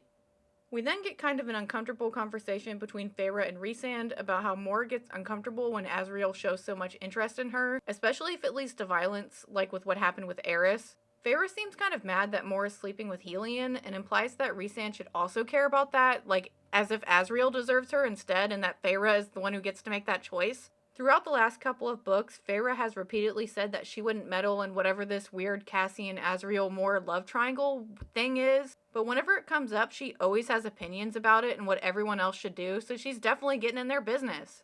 I agree with Rhysand for once when he says that it's none of his business and it's none of Feyre's business, and he's not getting involved with adults who can make their own decisions. Feyre is kind of flabbergasted and is kind of confused, like, OMG, but Azriel loves Mor. How can Azriel just do nothing and make no moves on her? Like he loves her so much, why hasn't he even tried to get with her? The reason we get for this is that Azriel doesn't think that he's worthy of being with Mor, so he's never confessed his feelings to her, even though they are pretty obvious to everyone involved, Mor included. Everybody knows that Azriel has a thing for Mor, but he won't just say it because he just doesn't have the confidence. Personally, I don't feel bad for Azriel. I really don't sympathize with the defeatist attitude of refusing to confess your feelings because you're scared of rejection. If you truly love someone that much, then I think it's worth the risk to put yourself out there. Anyway, the conversation segues to how Rhysand thinks that Tamlin still loves Feyre, which makes the vibe even weirder than it already was between them. I thought it was abundantly clear that Tamlin despises Feyre, but there might be some love buried in there somewhere. Rhysand comforts Feyre because he knows that seeing Tamlin was hard for her, and I do actually appreciate how he doesn't throw Feyre's relationship with Tamlin in her face. Like, he doesn't shame her for being with someone before him, which is sadly refreshing to read. This kind of attitude should be common, but surprisingly it's not. For somewhere in this palace, Tamlin was lying in bed, well aware that I was about to enter this one with Rhysand. The past tangled and snarled, and I whispered, I don't think I can have sex here with him so close. Rhys remained quiet. I'm sorry if... You don't need to apologize. Ever. For perhaps the 5th time now, I'm back to remind you that your partner not insisting you have sex you don't want to have isn't something worthy of praise, but a bare minimum standard. And is in fact the law. The chapter ends there, and we open the next chapter with a breakfast scene, because of course we do, these fools be eaten constantly. Feyre comments that Mor looks kinda sad and worn down, even though she should be glowing after her encounter with Helion. I feel like Feyre is constantly deciding what other people should feel and is confused when they don't line up with her expectations, and this is just an example of that. But I guess other people can kind of pick up that the vibe is weird because Cassian even comments on it. And Mor says that Helion wanted Cassian to join them that night, and I don't know if that's why the vibe is weird. Well, they explain why the vibe is weird later on, but that's kind of a spoiler, so we'll get there. What I want to point out about this is that it makes me really uncomfortable that Helion repeatedly asks people for sexual encounters after they've already turned him down. But the narrative plays it off like it's supposed to be funny, and I don't think it's funny. If somebody turns you down, leave them alone. Don't keep asking. Be gone, fucks! Anyway, we get a bunch of outfit descriptions that I don't care to cover before Helion shows up. It's kind of understood that Azriel knows that Mor spent the night with him, but Azriel doesn't have any reaction to seeing them together and kind of just ignores both of them. Thesson and Tamlin also show up for breakfast and the group talk about war stuff. Helion suggests that Tamlin rallies his forces to hold the front line with Tarquin because they're both geographically closest to the wall to the human realm. It's not that easy, Tamlin said through his teeth. I have a third of them left. A seething look toward me. After Feyre destroyed their faith in me. I had done that. In my rage, my need for vengeance. I had not thought long term, had not considered that perhaps we would need that army. I hate to beat a dead horse here, but I want to reiterate that I don't think that the spring court falling apart was Feyre's fault, and I've already detailed this so many times, so just know, again, I think it's Tamlin's fault. Despite that all, I do think it is very stupid for Feyre to destabilize the spring court like this, because it does nothing to help their side during the war, and it in fact directly benefits Hybern, so this was still stupid. Before they can all rehash this terrible argument, Nesta dramatically stands up from the table and clutches at her chest, and she's all sweaty and groaning, and something is clearly wrong with her. At first everyone thinks she might have been poisoned, but then they realize that she's sensing something with the cauldron because of her connection. There's some kind of magical blast, and even though they're in a palace up in the sky, they can hear all the citizens below screaming. Suddenly, everything is just thrown into chaos. Rhysand dramatically declares that the king of Hybern hit the Pentagon. I mean, he attacked the wall with the cauldron. The wall is completely shattered now, so all of Amron and Nesta's magical training was completely for nothing, and I told you that plot point would go nowhere. They were looking for ways to patch the wall, but now the wall is gone, so they can't do anything with that. The chapter kind of abruptly ends and everybody goes back home, and the next chapter opens up with them back in the townhouse in the night court. Everything is extra super crazy now because they thought they'd have at least a little time to work on their strategies with the other courts. But now that the wall has been blasted down, it's clear that Hybern is on the move, and they have a couple of days at best before the troops start showing up to start the war. If you've already forgotten, because I kind of already forgot, Nesta is the new emissary to the human world, and she says, oh my god, we need to evacuate the humans near the wall, and we should have did this months ago. And I'm sitting here thinking like, yeah, why didn't they evacuate the humans? But also, what were they gonna do with them? I'm not sure what the plan was there. Rhysand says that they can go get those humans tonight, but Nesta is like, they're not going to agree to come, so we can't do that. And now I'm confused why she even brought up the evacuation to begin with. She's like, oh, we need to evacuate the humans, but we can't go get them because they won't come with us. Nesta, what the fuck was the plan then? Elaine says that her super wealthy, former fairy-hating fiance has an anti-fairy fortress that they can cram some people into. They're gonna have to go ask him to do it though, which is a big deal considering how he hates fairies and all, and they're all fairies now. They concoct a stupid scheme to glamour Elaine to get rid of her pointy fairy ears and make her look human again so she can go ask him to help the humans. Which is something that I think he should just do anyway, but I guess they don't know the war is coming, so they don't know to prepare for it. Anyway, I'm sure he's not going to find it suspicious when Elaine shows up randomly to ask for help when she vanished like 3 months ago and has not been seen since. Like, that's not weird at all. Oh, but first we have to further derail the plot to have Feyre go talk to Amron about the bargain she made with that creepy pit monster in the library like 1 billion years ago. What was that, 2 hours ago? How long is this video? Just like the whole subplot with the bone carver and the magic mirror, this whole pit monster thing has not gone anywhere. I thought that this was another plot point that SJM straight up forgot about, but here we are, we're covering it, I guess. Amron tells Feyre that the monster's name is Briaxis, and Feyre asks Amron to help her make another bargain with it. So now I guess we're gonna do that instead of the evacuation they just discussed, as if that's not way more urgent. Feyre and Amron go to the library and down into the spooky pit to talk to Briaxis. Feyre tells Briaxis that she wants to make another bargain with it and offers to free it from the pit if it helps them fight in the war. Considering that we're told this monster is dangerous and terrifying enough to make Cassian the warlord shit his pants, it seems pretty risky and short-sighted to let it free of its pit. It doesn't really seem like anybody knows that much about this creature, so letting it free could be a disaster way worse than the war, and they're just like offering to do it, I guess? This is so stupid. Why are we doing this right now? Luckily for them, Briaxis says that the creepy pit is its home and it doesn't want freedom. All it wants is a window so it can look up and see the sky. Damn, they should have asked for its help a whole lot sooner if that's all it wanted. Good thing Deus Ex Briaxis is here to save the day. Amron sticks around in the pit to break the wards on the creepy pit monster so that Feyre can make her deal inevitably when the war starts, and Feyre heads off to the Illyrian war camp where everybody else is camped out waiting to start this war. Instead of telling them what she just did, she straight up lies to them about where she was, and says that Amron is still trying to find something useful in the Book of Breathings, which is the only thing Amron has done in this book. Like, truly, Amron's plot relevance is only related to that spellbook and nothing else, or I guess breaking wards. She really doesn't do much other than that, and that never even is that helpful. Anyway, I don't know why Feyre doesn't tell everybody about the deal with Briaxis, because that seems pretty important for their strategy.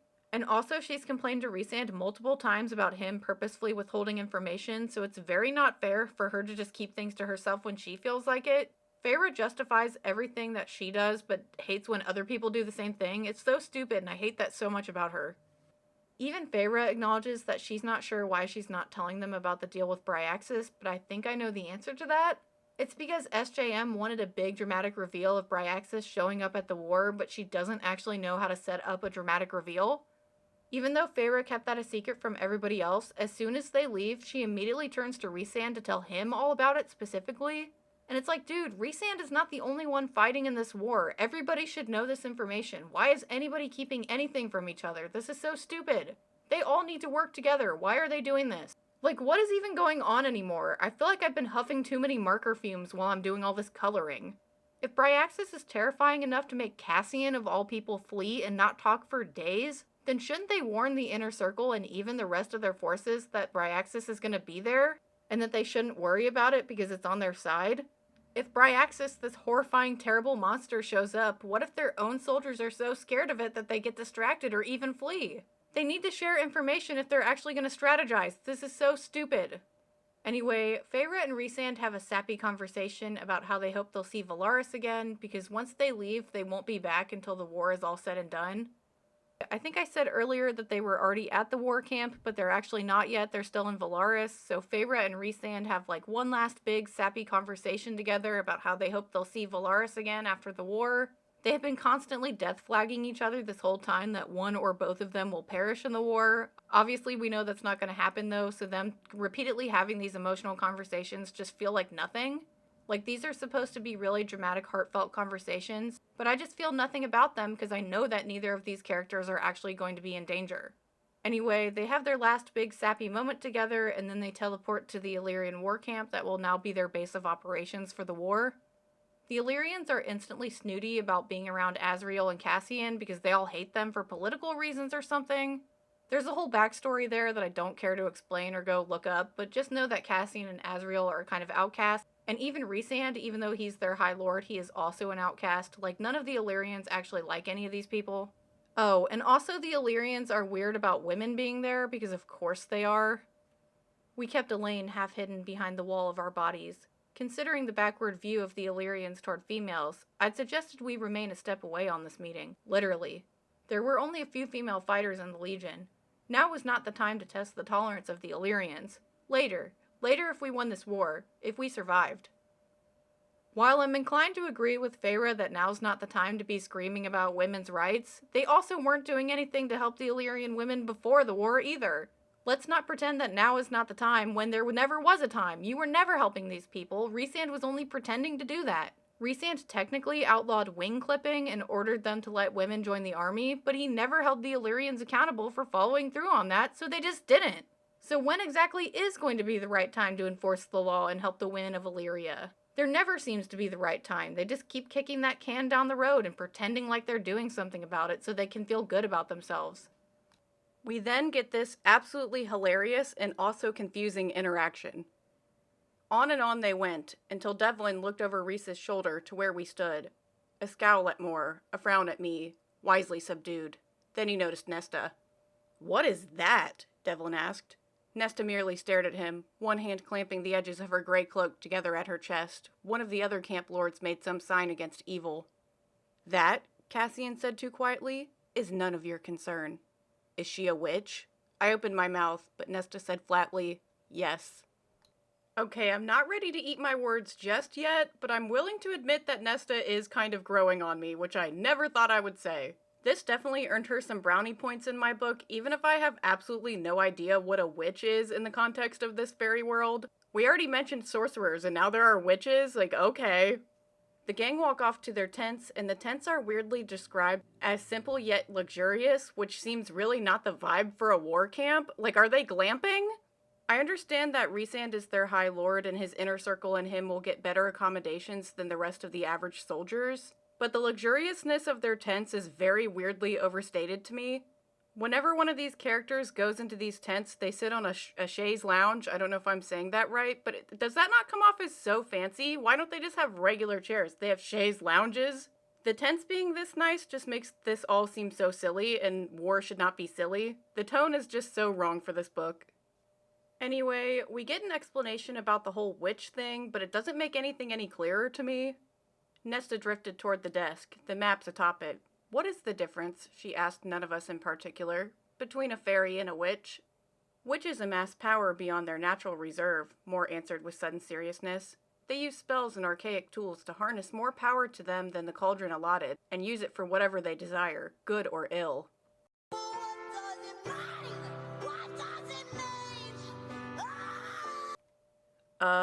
Okay then. I don't think this witch thing goes anywhere in this book, but it might go on in later books, I don't really know. We're reminded that the whole human evacuation thing hasn't happened yet, so they slap a glamour on Elaine and head to the mortal realm to get that show on the road finally. The gang hide in a shed or something while Elaine goes and knocks on her ex-fiance's door, and Feyre isn't doing well with being in a confined space like that. Nesta was watching me carefully. I admitted to her, "Sometimes I have problems with small spaces." Nesta studied me for a long moment, and then she said with equal quiet, though we could all hear, "I can't get into a bathtub anymore. I have to use buckets." I hadn't known, hadn't even thought that bathing, submerging in water. I know I've already complained about Nesta putting her trauma above other people's, but look at Feyre doing the exact same thing. In fact, Feyre was probably even worse at this than Nesta. Feyre is very aware of her own trauma and what triggers it, but doesn't seem to realize or even consider that other people have trauma and triggers of their own. Like, Feyre was very aware that she couldn't even look at the color red after she had to kill those fairies under the mountain, but then Nesta takes a dip in the cauldron, and Feyre never considers that Nesta might have problems with water. She's just not very self-aware. And I know that Nesta isn't very open with that thing, but Feyre doesn't even seem to consider that to be a possibility. No wonder Nesta and Feyre don't get along very well, since neither of them can just really see the other for who they are, and they're both hiding each other from each other. They're a mess. Anyway, Elaine's ex-fiancé Grayson and his dad... Grayson? I'm just now realizing that name is so stupid. Anyway, Elaine's ex-fiancé Grayson and his dad come out to talk, and the rest of the gang stupidly reveal themselves? Like, why are they doing that? Why are they coming out as fairies if the whole point was, like, to show that Elaine is not a fairy? They just, like, immediately ruined the plan. Grayson immediately refuses to help Elaine, and he says that he actually had prior knowledge that Elaine was a fairy, like he already knew before anybody even revealed themselves, which just makes it so extra stupid. And somehow Grayson even knows about Lucian being Elaine's mate. We learn who the source of this information is as Jurian casually strolls into the room, and he's like, "Hey, it's me, you forgot about me, I've been gone for most of the book, but here I am." I'd kind of thought that SJM had just forgot about Jurian and he had, like, served his purpose and he left, but he is back now and he will show up through the rest of the novel and do some things. And if somehow you've already forgotten who Jurian is, he's the human that fought in the previous war, got turned into jewelry by Amarantha, got turned back into a man by the King of Hybern, and now works for Hybern despite that making absolutely no sense whatsoever. The reason why it makes no sense whatsoever is that Jurian isn't working with Hybern after all. Well, he is, but he's a double agent like Tamlin, except Jurian has been significantly more effective with working behind the scenes to undermine Hybern, where Tamlin has really not done anything to hinder them. And now with Jurian, we have yet another character that has an entirely fake public personality and hides their true self for reasons? I feel like that's a common trope that SJM uses for all of her characters, so anytime you have any reason to doubt someone, you should, because they probably have an entire separate secret personality that is their real personality. Anyway, we learn that Jurian has only been pretending to be crazy this whole time, and somehow a group with 2 literal mind readers in it never figured this out. Jurian is particularly upset that Moore, who he once considered his friend back during the war, instantly believed that he was a crazy traitor instead of realizing something was up. Like, she just totally forgot about his true character and who she knew him to be, and that really hurt Jurian. Jurian even straight up looks at Rhysand and said that he should have read his mind and known the truth all along, and we get an absolutely insane justification that Rhysand never read Jurian's mind because he didn't want to risk seeing Amarantha in his thoughts.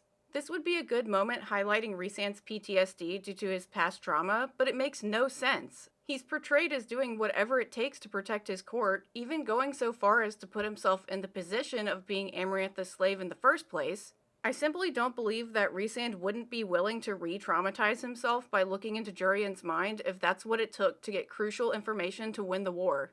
Rhysand is so self-sacrificing and takes everything on himself that I absolutely believe he would traumatize himself if that's what they needed to get crucial information to win. This is a matter of life and death, not only for Rhysand, but for like hundreds and thousands of people. Like, he would do that. He would read Jurian's mind. They're like, this is just a stupid plot convenience, so we can get this random reveal that's supposed to be dramatic, but it's not dramatic because I don't give a shit about Jurian. Rant aside, Jurian goes on to say that he's not obsessed with Miriam and Draken after all, but he's in fact trying to find them for the exact same reason that Rhysand is. Draken apparently has access to a huge and powerful army, and that's exactly what they need in order to defeat Hybern. Everyone is kind of stunned by the revelation that a human who had the balls to fight against much more powerful fairy armies in order to earn freedom for himself and his fellow humans and was then brutalized by said fairies for 500 years is somehow still on the side of protecting humans and wasn't mind broken into switching sides. This is so stupid. Why are they surprised that Jurian is fighting for humans? I do kind of understand that being jewelry for 500 years is likely to make someone a little crazy, but the fact that nobody questioned Jurian's total 180 as #1 fairy hater to fairy sympathizer and working with Hybern no less is wild. This is so stupid that nobody figured this out before now. Jurian says that he was keeping a low profile before, but now that the wall has been busted down, he can move freely to the human realm to put his plans into action. He needs to gather some human allies and warn them about the war. Since the mortal queens are on Hybern's side, they're not going to raise an army to fight against them. The chapter then dramatically ends when Jurian says that Tamlin went straight back to Hybern after the meeting with all the High Lords and he plans to attack the Summer Court again. Oh, and the attack is tomorrow, so get ready. Fuck the Summer Court in particular, I guess. I feel bad for Tarquin, who's a brand new High Lord, and he's only 80 in fairy years, which is very, very young, and he's probably the nicest one here, and he has to deal with all this nonsense. Why couldn't they attack the Autumn Court? They suck there. Attack them. They deserve it. Not Tarquin. We then get a bunch of exposition about Vassa, who is the 6th queen that was missing from the last book, and the one that Lucian has vanished to track down in this book. When Hybern originally sent Jurian to the human realm to get the mortal queens on their side, Vassa was the only one who thought he was acting kind of sketchy. So Vassa kind of defected from them to raise her own army to prepare for a counterattack against Hybern, which Hybern was obviously not happy about. They found some other evil guy to pawn her off onto, and he put a curse on her that turns her into a bird at night, which apparently isn't great. That's a whole thing. I'm not going to really explain any of that because it doesn't fucking matter, so just whatever. She turns into a bird, and because of that, she can't have an army or something. I don't know. Anyway, we're interrupted from this seemingly plot-important information that is absolutely not important at all to get some more bickering from Grayson and Elaine, and I couldn't care less about a breakup between this couple that we've never seen interact before now. I have no investment in this relationship whatsoever. Grayson is still mad about how Elaine is not only a super hot fairy, but that she has a super hot fairy mate waiting back for her in awesome fairyland. Grayson leveled a seething look at Rhysand. Is this the start of it? You fae males will come to take our women? Are your own not fuckable enough? What did he say? Grayson, my dude, that's what I've been saying for 2 going on 3 books now. It makes 0 sense whatsoever that a fairy would want anything to do with the human woman who's less than 1/10 of their age. They should have absolutely nothing in common, and fairy women are significantly hotter than human women, so physical attraction isn't really a factor here either.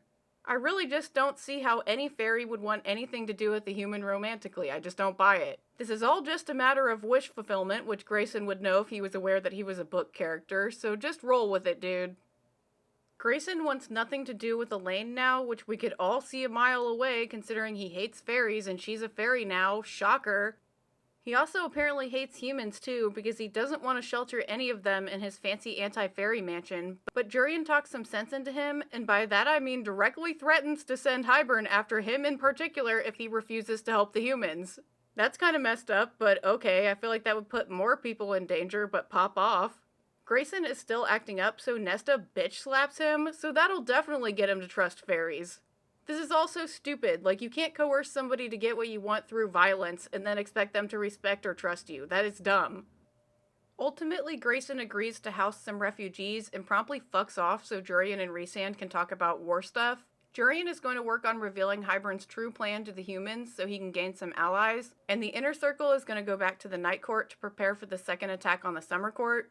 Jurian gives them some crucial information on Hybern's formations and where they should focus their attack, so this is going to be a huge test to make sure he's telling the truth and is not just sabotaging them. The gang go back to the Illyrian war camp to rally their forces for the battle at the Summer Court, and they also inform the other courts of that so that they can get ready and send backup. Moore and Feyre casually lay around on their Shea lounges and drink wine like it's a Friday night after a long work week and not like it's the day before an all-out war begins. This vibe is just very strange. If this were a rom-com, Elaine would be sitting there bawling her eyes out into a pint of Ben & Jerry's because of her breakup, but since this is a romantasy, she's off crying in her own tent dramatically by herself. Moore realizes how ridiculous it is for them to be sitting there drinking and says that they should go to bed and get some rest and probably be sober for the battle tomorrow, so they go to bed.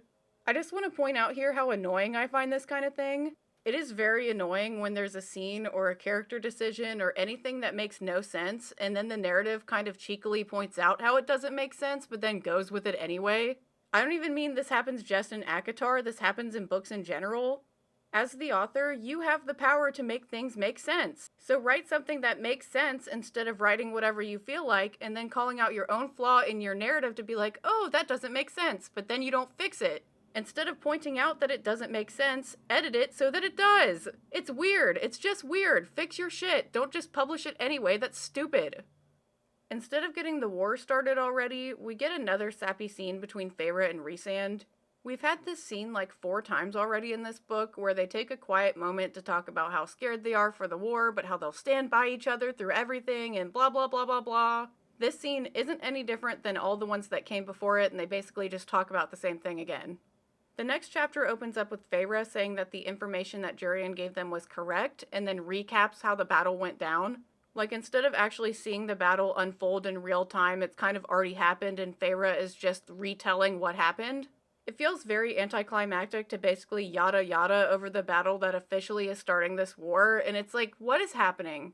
But honestly, it was kind of better off like this considering SJM really doesn't know how to write large-scale combat scenes like battles or wars. That'll become especially apparent when we get to the actual war or the final battle in this war. And to be fair, I also don't really know how to write war scenes or battle scenes, but that's why I don't write in genres that would require them. Also, just because this is romantasy doesn't mean it needed to include a war, so if SJM knew she couldn't write battle scenes, then she should have wrote a different plotline. She just set herself up to fail. So instead of getting an actual battle scene, we get this really long recap where Feyre talks about how cool Rhysand and the rest of the Illyrian forces were while they kicked Hybern's butt. Wow, that would have been nice to see it happen instead of just be told about it like this. We get a throwaway line about how Feyre mostly just stood around and watched, because she hasn't trained to fight in an actual formation, she's mostly just learned one-on-one combat. So she wouldn't really effectively fit in with the soldiers and she would slow them down, but that's such a cop-out. Surely Feyre could stand up on her hill, still at a safe distance, and blast some fire or ice or water wolves into the army, but she just doesn't for whatever reason. She just stands there and watches, even though she's got powerful magic. She could do something. We get a bunch of exposition about how Cassian in particular was extra super cool and badass during the battle, but I hate Cassian, so you're not going to hear any tales of his heroic exploits from me. So Rhysand and his crew win the battle for the Summer Court, and then we get this kind of bizarre scene of nice guy Tarquin drowning all of the captured Hybern war criminals. If you think I'm gonna tell you I think less of him for murdering a bunch of wannabe slave owners, then you're dead wrong. Good on Tarquin for taking out all the trash. It was just weird to see such a nice guy drown a bunch of people, but they deserved it, so, whatever. After yada-yadaing through the entire battle, Feyre goes back to the Illyrian war camp so they can pack up and move to the still blood-soaked muddy plain that they just fought at. Before this, they've been teleporting the entire army back and forth from the camp to each battle, which is going to be way too hard, so they need to camp up closer to where the fighting will be so they don't waste all their magic on teleporting. We then get a weird tangent about how Nesta seemingly doesn't care about the war at all and is still focusing all of her attention on Elaine and her well-being. So just in case you thought Nesta might be making some progress into being a decent person, Feyre is here to remind us how much she still sucks. Actually, Nesta is kind of making progress because she recognizes that Cassian is injured even though nobody else has, and she asks how she can help him, which she has never wanted to help Cassian. Even though Feyre kind of implied that she doesn't think Nesta cares about the war, Nesta is all disheveled from helping the healers with the wounded, so I'll give her some credit for that. I do actually think Nesta is trying to be a better person. Feyre is too tired to help even though she didn't even fight in that battle, and you'll remember from the first book that she randomly has like really amazing first aid skills that Tamlin specifically complimented her for, so I think she could really stand to help here. But instead we get a scene of Nesta tenderly wrapping Cassian's wound up for him. It actually seems like they might confess their feelings for each other, but then Mor shows up and ruins everything. Cassian immediately gives all of his attention to Mor despite the fact that Nesta has started to warm up to him. And I don't think I need to remind y'all again about how much I hate this dude. Mor is rapidly climbing the ranks on my shit list too, because it is real weird to hover around men you don't even want, and then chase off any potential partners they might have so that they will remain in your orbit even though you don't want them. That is weird. We then get another sappy scene between Feyre and Rhysand where they talk about how awful the war is, but apparently witnessing all that bloodshed wasn't so awful because they boned down while they're still all filthy and covered in blood and sweat and God knows what else. Ew. At least this time we don't get an awful line about how Rhysand's roaring drowned out the agonized wails of the dying. Like, what the hell? I'm not gonna let anybody forget about that. Feyre apologizes for how useless she was in the battle, and Rhysand comforts her over it, so good for them, I guess. Whatever Jurian told them about the battle was helpful, but they don't have any other insider information now that it's all over, so they're kind of just camped out trying to figure out their next move. It's been like 5 days since the battle and nothing else has happened, and that's probably how real wars work with even longer stretches of time between battles, but this is a novel, so I'm bored and ready to get this war properly started. I know that battles are a part of war, and we've had 2 battles now, but it still somehow doesn't feel like the war has started. They all strategize on what to do next, and I don't care to explain any of it because it doesn't really matter. And I'm sure that doesn't surprise any of you by now. The war was never the important part of this book. I couldn't tell you what the important part is, but it's not that. All you need to know is that they plan on doing some sneaky illusion magic to make it look like their forces are doing something else in order to trick Hybern. Feyre helps a lot with this despite never doing any kind of large-scale glamours like this before, because Feyre is capable of doing whatever the plot needs her to do whenever the plot needs it to happen. That's good for her, I guess, but it's very annoying to read about. She's just like Deus Ex Feyre whenever the plot needs her to figure something out, she just knows it. At some point they sent out some scouts to look for Hybern's troops, and they found them and know where they're going to camp for the night, so the Night Court troops meet them there to fuck them up. This is another battle that Feyre just tells us about after the fact rather than watching it play out for ourselves. This time though, everyone is pretty tired so they aren't nearly as cool as they were in the first battle. Things aren't going very well, especially for Kyr's army, even though he didn't want to fight in the first place and will gain nothing from lending Rhysand his army. Sucks to be him, I guess, but he's evil so we aren't supposed to care, and I don't. The battle gets super hectic and crazy, and Cassian kind of panics and breaks formation to jump right into enemy forces, which is pretty stupid considering his whole thing is that he's supposed to be the leader of the army and the best fighter, and the best at leading the troops, so that should mean that he's able to keep his cool and hold the line during these stressful moments. But of course he doesn't and just acts on his own accord like everybody else does in this freaking book. Things are really super bad, so Feyre does the only thing she knows how to do when things get tough. As the rain drenched us, as Mor paced and swore at the slaughter, the bodies starting to pile up on our side, the foundering lines, I realized what I had to do, if I could not be down there fighting, who I had to hunt down and ask about the location of Hybern's true army, the Suriel. If Cassian has already broken formation and is going rogue fighting soldiers on his own, then I don't see why Feyre, or at least more of all people who actually has combat experience, can't jump in and fight alongside him to push back Hybern. I know that would probably only make the situation worse, but both Feyre and Moore aren't known for their reasonable reactions to stress. So I don't understand how they can just stand there and watch Cassian get overwhelmed and their only thought, or at least Feyre's only thought, is, oh, I need to completely leave this area and go find the suriel. Like, what? Why is nobody helping Cassian? Why are they just standing there? Surely they could do something. Hopefully Cassian can hold his own for a while, because it's going to take a minute for Feyre to do this whole suriel thing. Oh, and if you don't remember what the suriel is from the last 2 books, it's a random fairy that Feyre catches whenever the plot needs to give Feyre information that she couldn't naturally find out. It's basically the same way SJM uses the bone carver for info dumping and plot progression. The only difference is that the suriel doesn't seem to know the future, while the bone carver does. Anyway, this part is kind of confusing, but I think Feyre keeps the whole suriel thing to herself and tries to convince Moore to go help Cassian. Moore doesn't want to leave Feyre alone, even though she's totally safe from wherever they're standing around just watching the battle unfold. But eventually Feyre is able to convince Moore to go help Cassian, and she does. And I'm surprised that it took any amount of convincing for her to run in and save him. Like, again, I just thought they would go help him. Earlier in the novel, Rhysand kept his deal with Eris and Kier a secret because Moore might have had an outburst that ruined their plans, but now all of a sudden she's able to just stand back and watch Cassian struggle and get messed up by Hybern instead of impulsively rushing in to save him?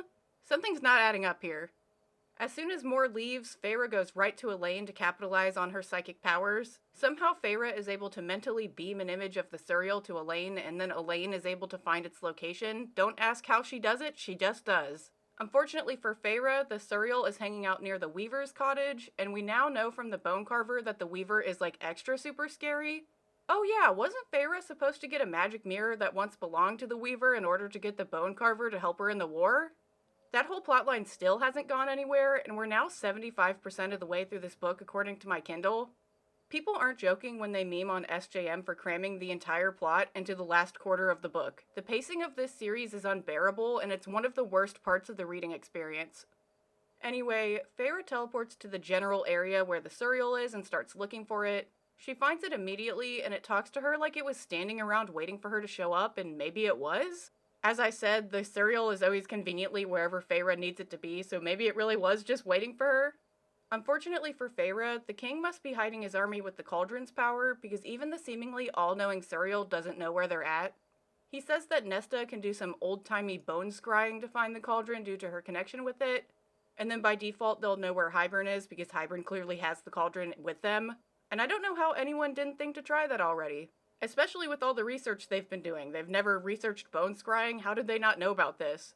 The suriel then tells Feyre that the spell she previously tried to use to nullify the cauldron drains the caster's life force in order to do so, and there is no way around that. So that makes that spell dangerous to use, if not outright impossible unless they're willing to sacrifice someone, and they're clearly not. They then talk about the magic mirror that Feyre was asked to get like 300 pages ago, and Feyre asks the suriel if looking into it will drive her insane like everyone else. Considering the suriel doesn't seem to know the future, just the past and the present, it doesn't really answer her question and tells Feyre only she can decide what breaks her. Okay then. So far the suriel isn't really being very useful, so it's kind of annoying that we derailed the war once it finally started to get some more random filler content. The suriel tells Feyre to read a specific part of the Book of Breathings, but before it can say why, an arrow dramatically bursts through its throat. Out come Ianthe and some Hybern soldiers, and I was genuinely surprised to see Ianthe show back up. I guess SJM wanted to give a more conclusive ending for Ianthe's character, because we then get an extremely bizarre scene in my opinion. Feyre previously shattered Ianthe's mind along with her hand, but the King of Hybern reversed some of the mental damage so we could get this scene now. Ianthe says that she's heard about the suriel from Tamlin and how Feyre had captured one before, so she tried it out but the suriel wouldn't tell her anything. She did, however, leave it with a magic cloak because the suriel loves cloaks and that's kind of its whole thing, but unfortunately this particular cloak had tracking magic that would send up some kind of alarm if Feyre came near it. It's literally become so predictable that Feyre would seek out the suriel that her enemies used it against her. If this whole thing sounds stupid, that's because it is. Apparently the King of Hybern fixed Ianthe's mind in a way that Feyre can't just shatter it again, so she's gonna have to come up with another plan. Despite Feyre being shown as extremely powerful and able to take on multiple soldiers at once, she doesn't even try to fight Ianthe and instead runs off into the woods.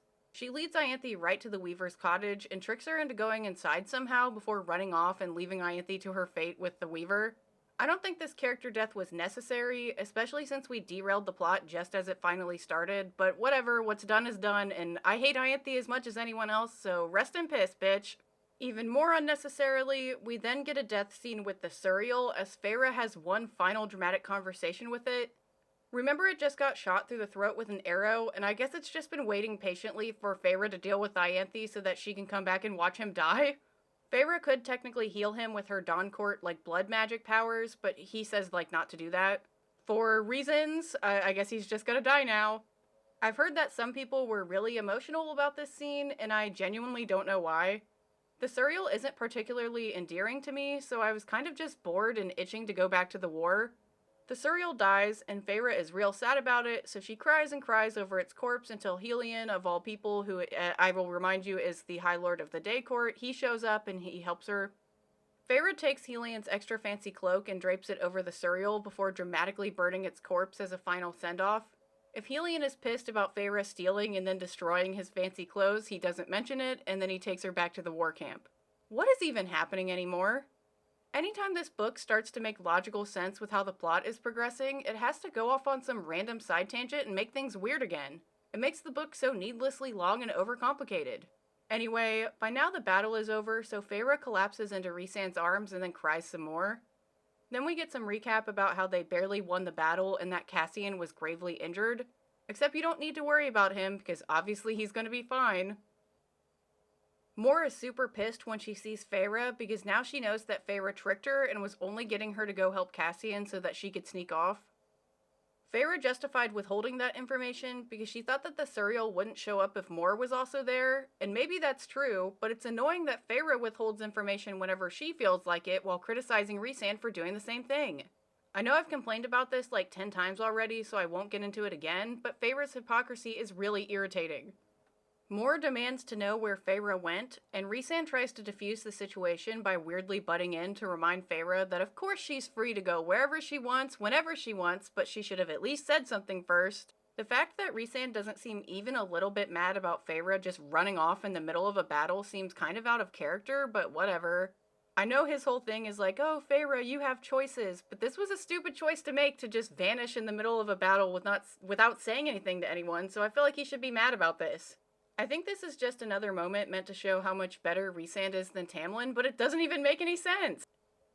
Rhysand and Feyre then have one of their rude telepathic conversations, and I say that it's rude because I think it's rude to have this private conversation while other people are standing there right in front of you, wait to do this later on.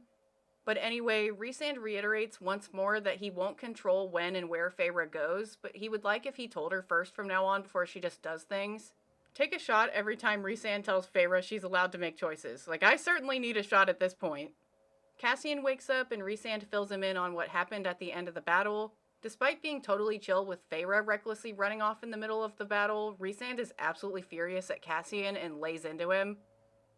Rhys braced his hands on either side of Cassian's legs and snarled in his face. I am your High Lord. You don't get to disregard orders you don't like. Cassian sat up this time, swearing at the pain lingering in his body. Don't you pull rank because you're pissed off. You and your damn theatrics on the battlefield nearly got you killed. And even as Rhys spat the words, that was panic again in his eyes. His voice. I'm not pissed, I'm furious. So you're allowed to be mad about our choices to protect you, and we're not allowed to be furious with you for your self-sacrificing bullshit? Seeing the switch flip with how Rhysand totally blew off what Feyre did and then immediately raging at Cassian the moment he wakes up from almost dying is kind of wild. Rhysand has a point with people disregarding his orders, but as I've complained about before, he doesn't demand respect, so his inner circle walks all over him, even in critical moments like this. Cassian also has a point though with Rhysand's self-sacrificing bullshit. Why should the inner circle respect Rhysand if he clearly doesn't respect them either? He appointed them to these jobs for a reason, so he needs to let them do their jobs. It's clear that Rhysand is just angry because he's scared that Cassian almost died, and I wish he would have just said that instead of throwing a fit. He could have just said, like, hey, Cassian, that was messed up, I can't stand to lose you, bro, but instead he screams in his face when he wakes up from almost dying. Like, what the hell? I know this is a high-stress situation, but I just hate Rhysand, and I'm never gonna give him the benefit of the doubt. I know that makes me biased, I'm fully admitting that. I hate Rhysand, sorry. I am going to remind you in advance that I am very sorry and I apologize for the inconvenience of me not giving a fuck what you think.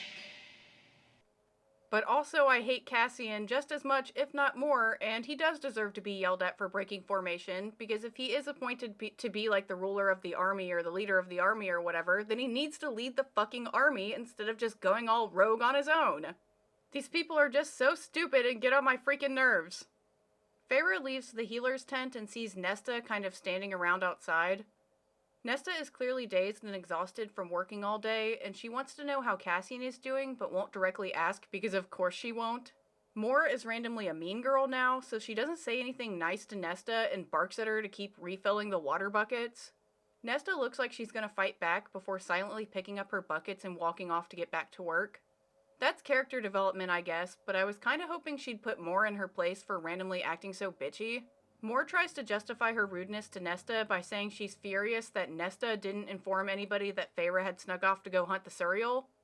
And I guess that's something Nesta knew about. I don't know. I don't know why this is Nesta's fault when Feyre is the one who snuck off in the first place, and so Moore should be angry at Feyre. And Moore is angry at Feyre, but there's no reason for her to be angry at Nesta in my opinion.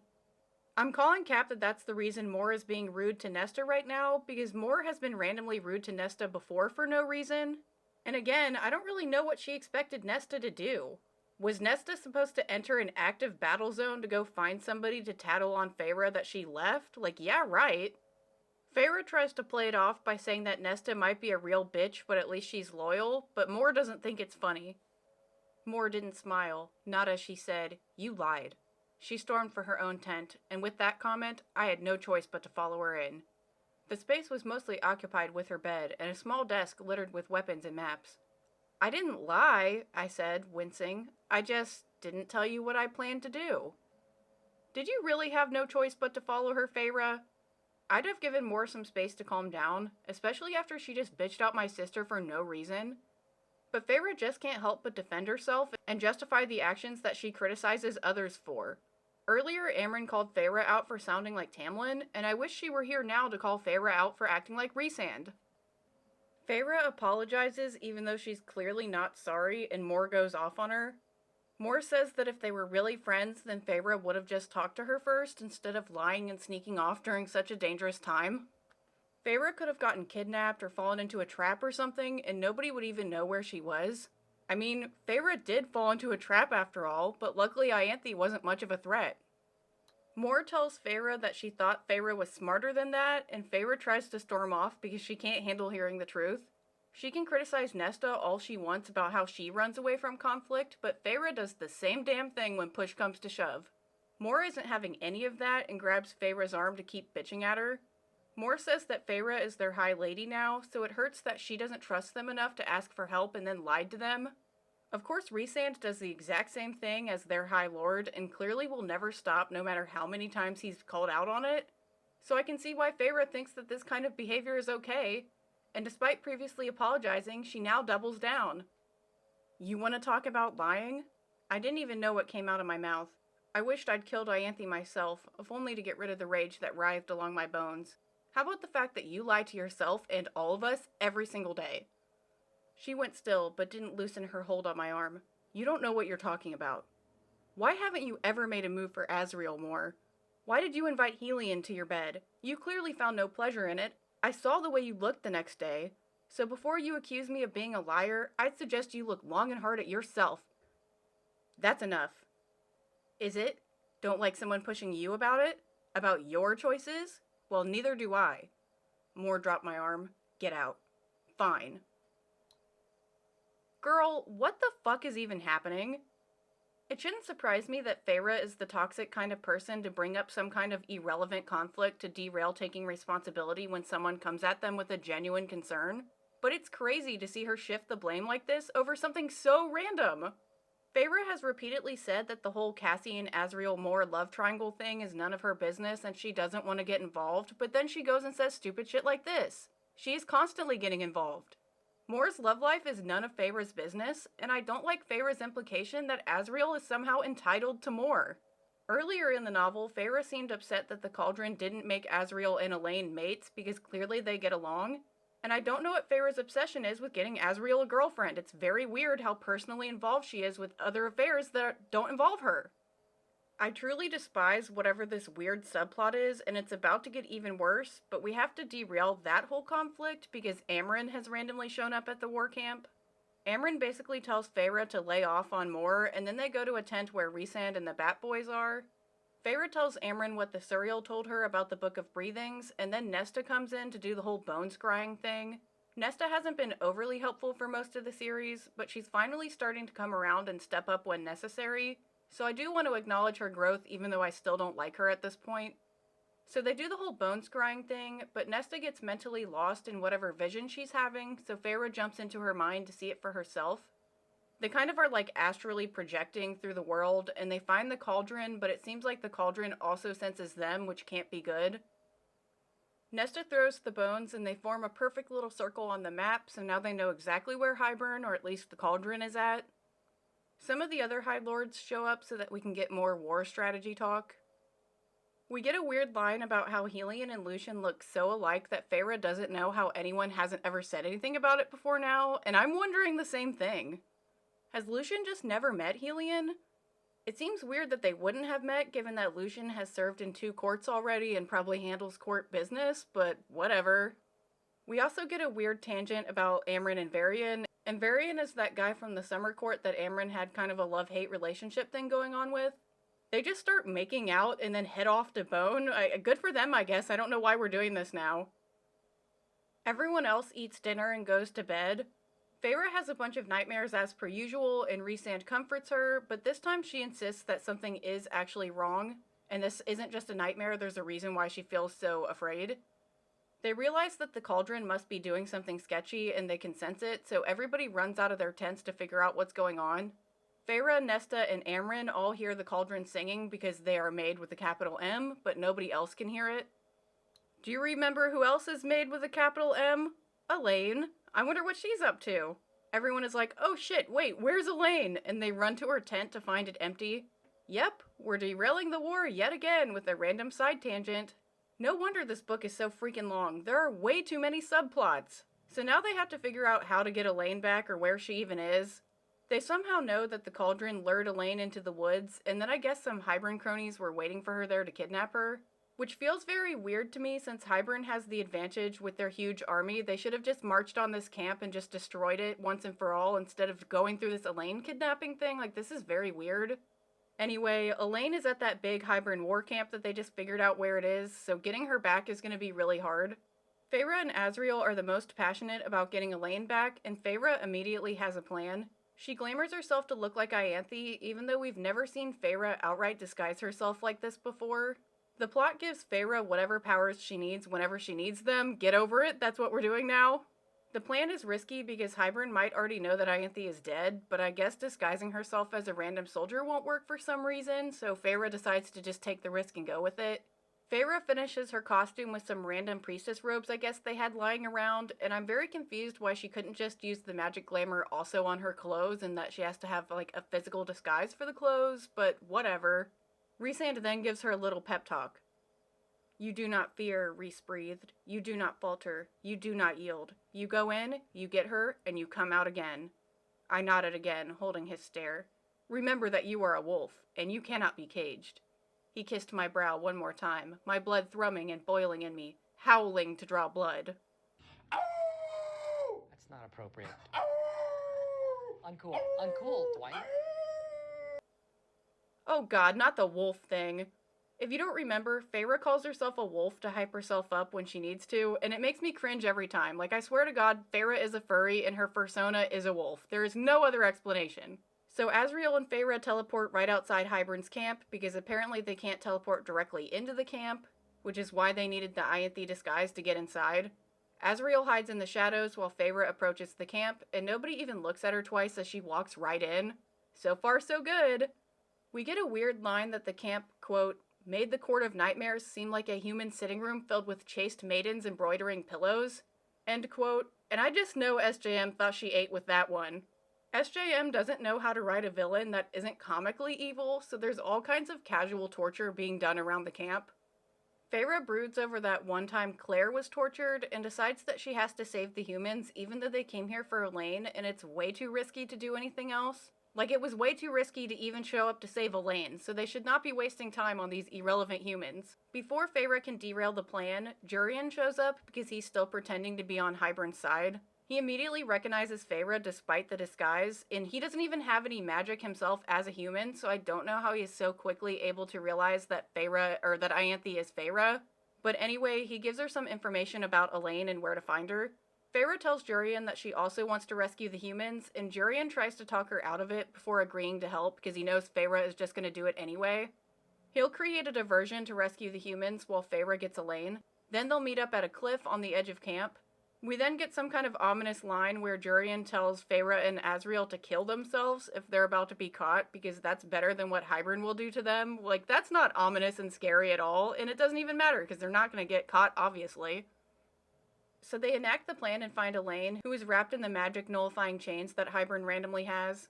They don't have the time or the magic to release her chains, and luckily she isn't chained to the floor, or I guess they'd have to reenact a certain scene from Saw to get her out. Azriel scoops up Elaine, chains and all, and they take off running. There are some kind of scary fairy hound creatures chasing after them, and they conveniently pass by a weapon rack so that Feyre can grab a bow and arrow to hold them off. Archery is one of Feyre's few skills, and she rarely does it, which is weird considering they're in a war right now.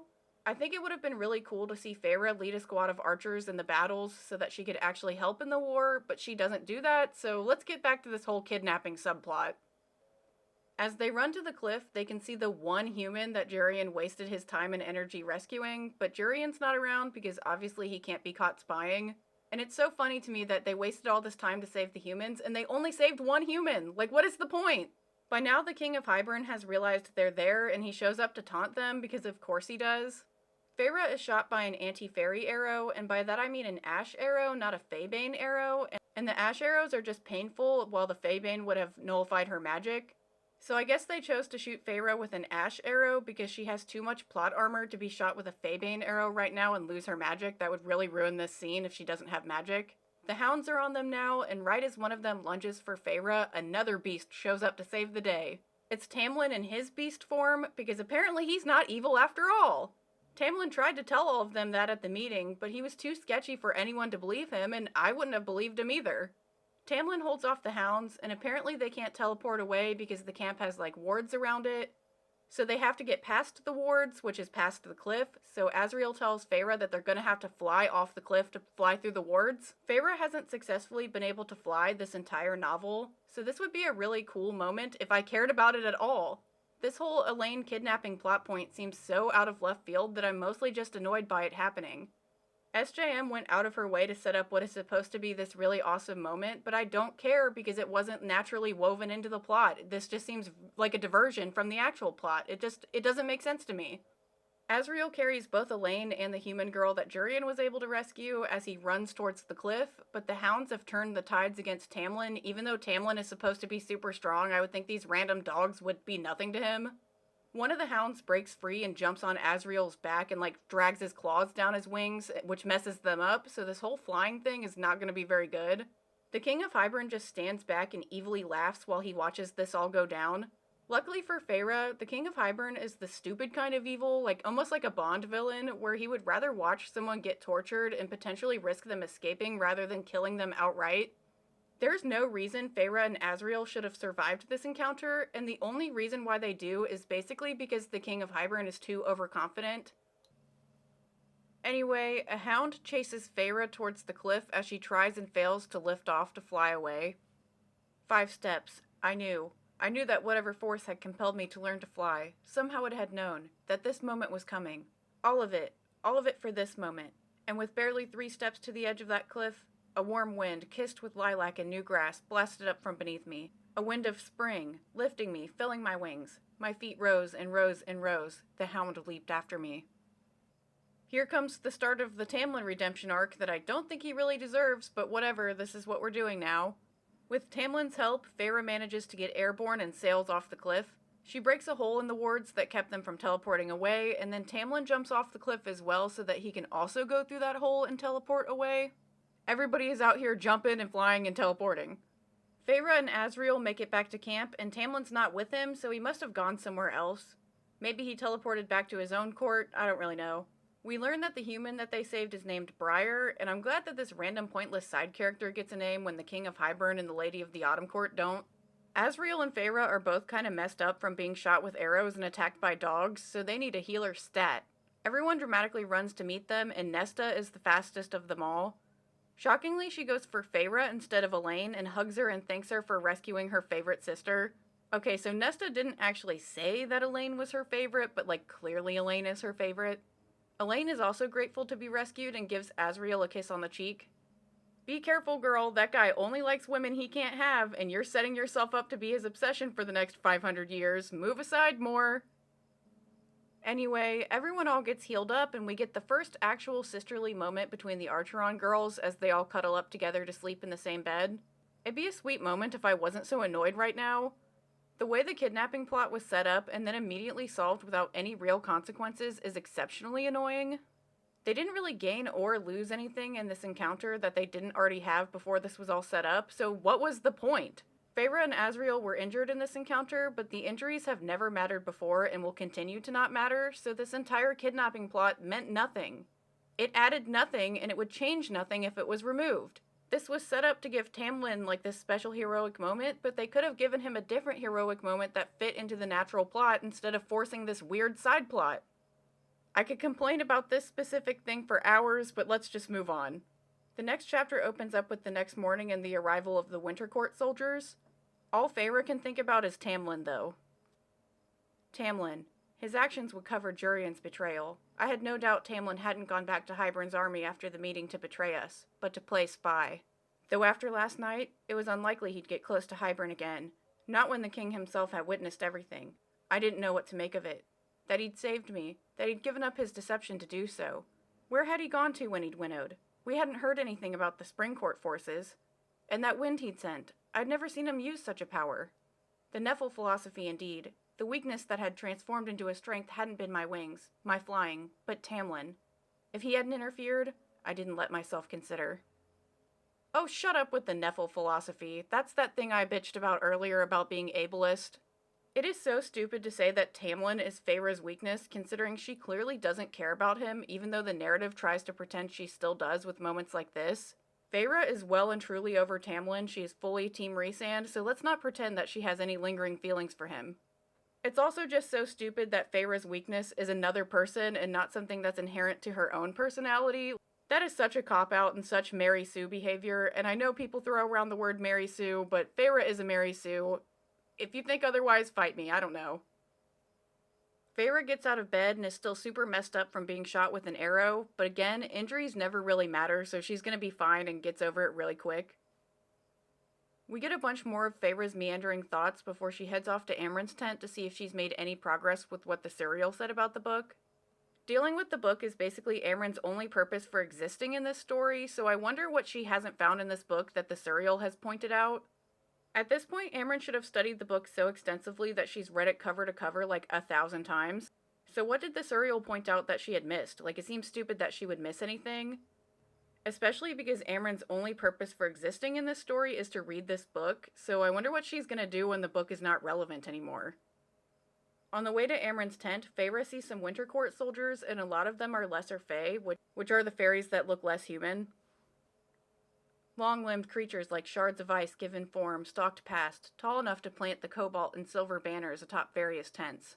Wagons were hauled by sure-footed reindeer and lumbering white bears in ornate armor, some so keenly aware when they ambled by that I wouldn't have been surprised if they could talk. White foxes scuttled about underfoot, bearing what looked to be messages strapped to their little embroidered vests.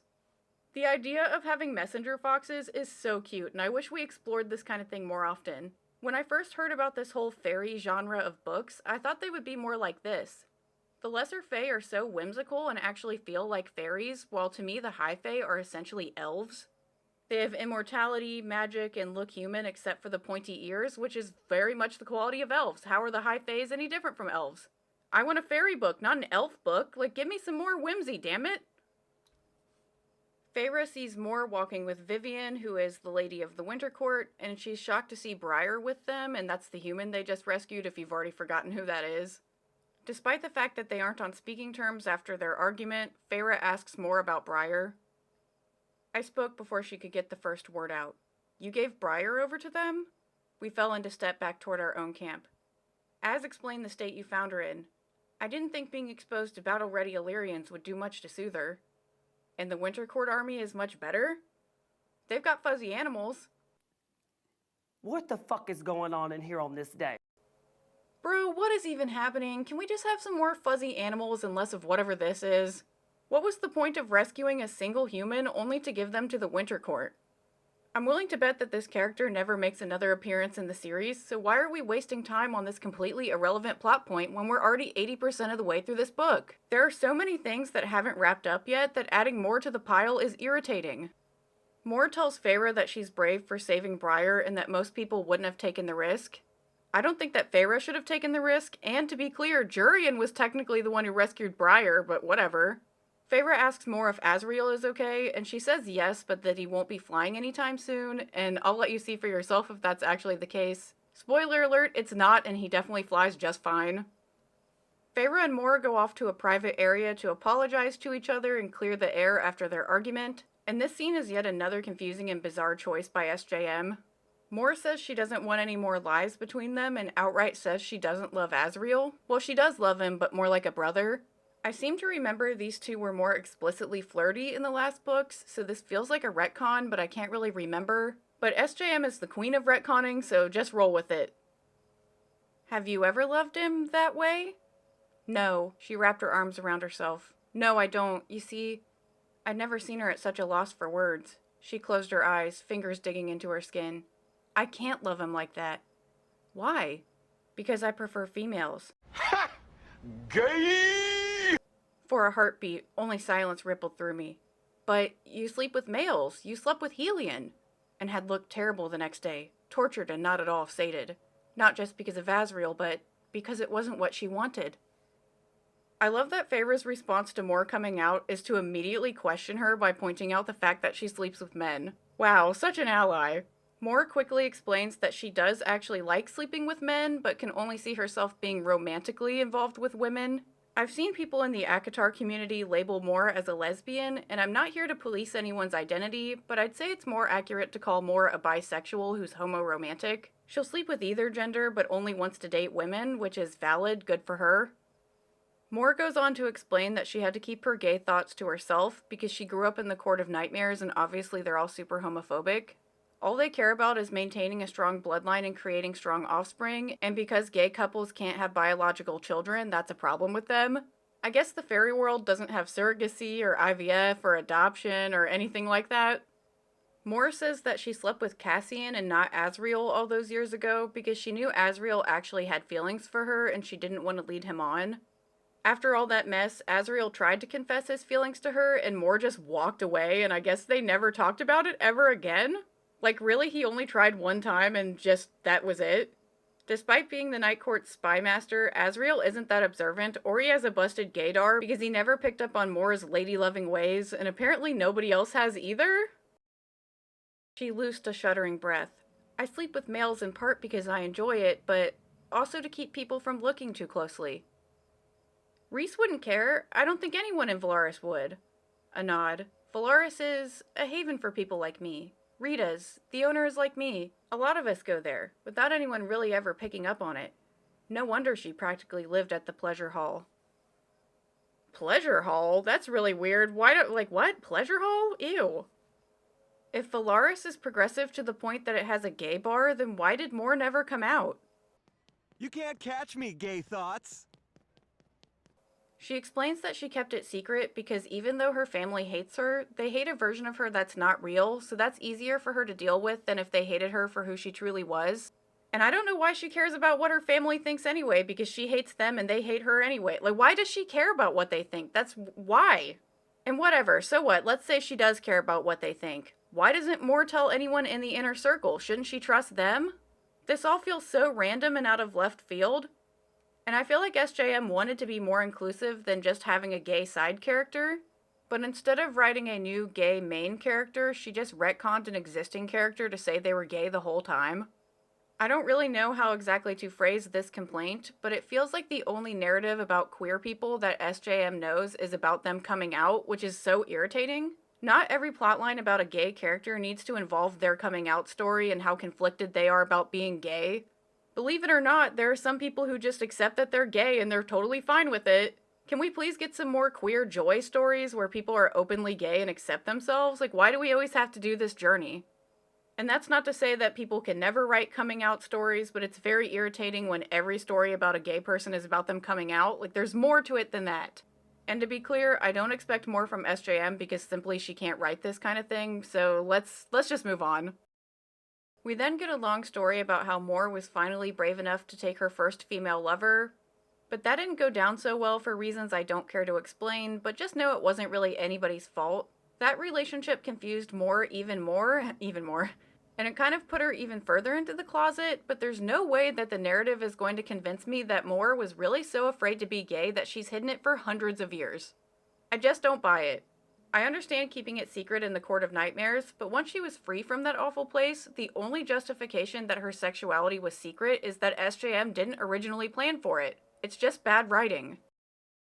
Moore then proceeds to justify why she never gave Azriel a chance, as if she ever needed any justification to begin with. Even if she wasn't gay, Azriel still isn't entitled to a chance with her. Nobody is entitled to anybody's attention. Moore says that she loves Azriel too much to give things a chance with him and lead him on if she knows it's not going to be a successful relationship. And also she loves herself too much to settle with a man when she knows she won't be happy with that. And that's all valid, but as I just said, she doesn't owe Azriel a chance to begin with. It doesn't matter how much Azriel loves Moore. That does not entitle him to anything. Moore says she still isn't ready to tell the others about her sexuality, but that she wanted Feyre to know. Feyre agrees to keep her secret and seems supportive, which is nice, but her thoughts about the situation are weird to me. Azriel loved her, of that I had no doubt, but Moore, I'd been blind not to see. Not to realize that there was a damn good reason why 500 years had passed and Moore had not accepted what Azriel so clearly offered to her.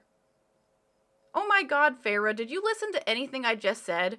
Moore doesn't need a reason to turn down Azriel, no matter how awesome he is and no matter how much he has to offer. Having resources or whatever doesn't mean that you're entitled to somebody. Like, what the fuck is happening? Saying no should be enough, and Moore doesn't need to justify that to anyone, especially Feyre. None of this is any of Feyre's business. Moore says she knows she should just tell Azriel the truth, but that she's kept her secret for so long that she just doesn't know how to tell him.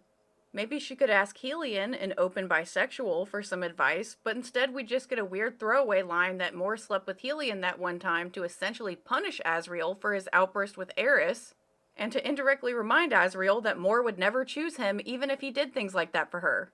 No amount of white knighting would get him in her pants. Oh my god, why is this so complicated? Why can't they just fucking talk to each other?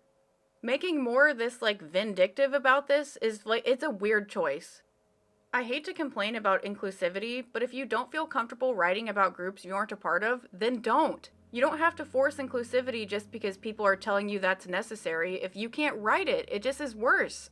This stuff with Moore is so out of left field and it doesn't make any sense whatsoever. It's a blatant retcon and a bad one at that.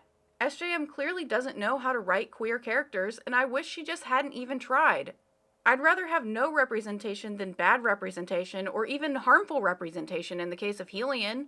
In my opinion, the whole hypersexual, bisexual thing is harmful representation.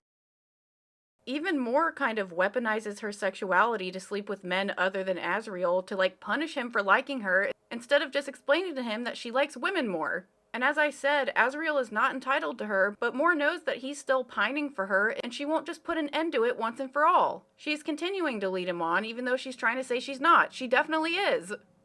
That's enough ranting about all of that. Don't we have a war to get back to? Feyre wants to summon the creepy pit monster Briaxis now that they know where Hybern is, but Amron is too busy with the book to help her unleash it. That's for the best because apparently Hybern is on the move, so everyone stands around and strategizes some more. I don't care to explain the war plans because, as I've said many times before, they don't actually matter.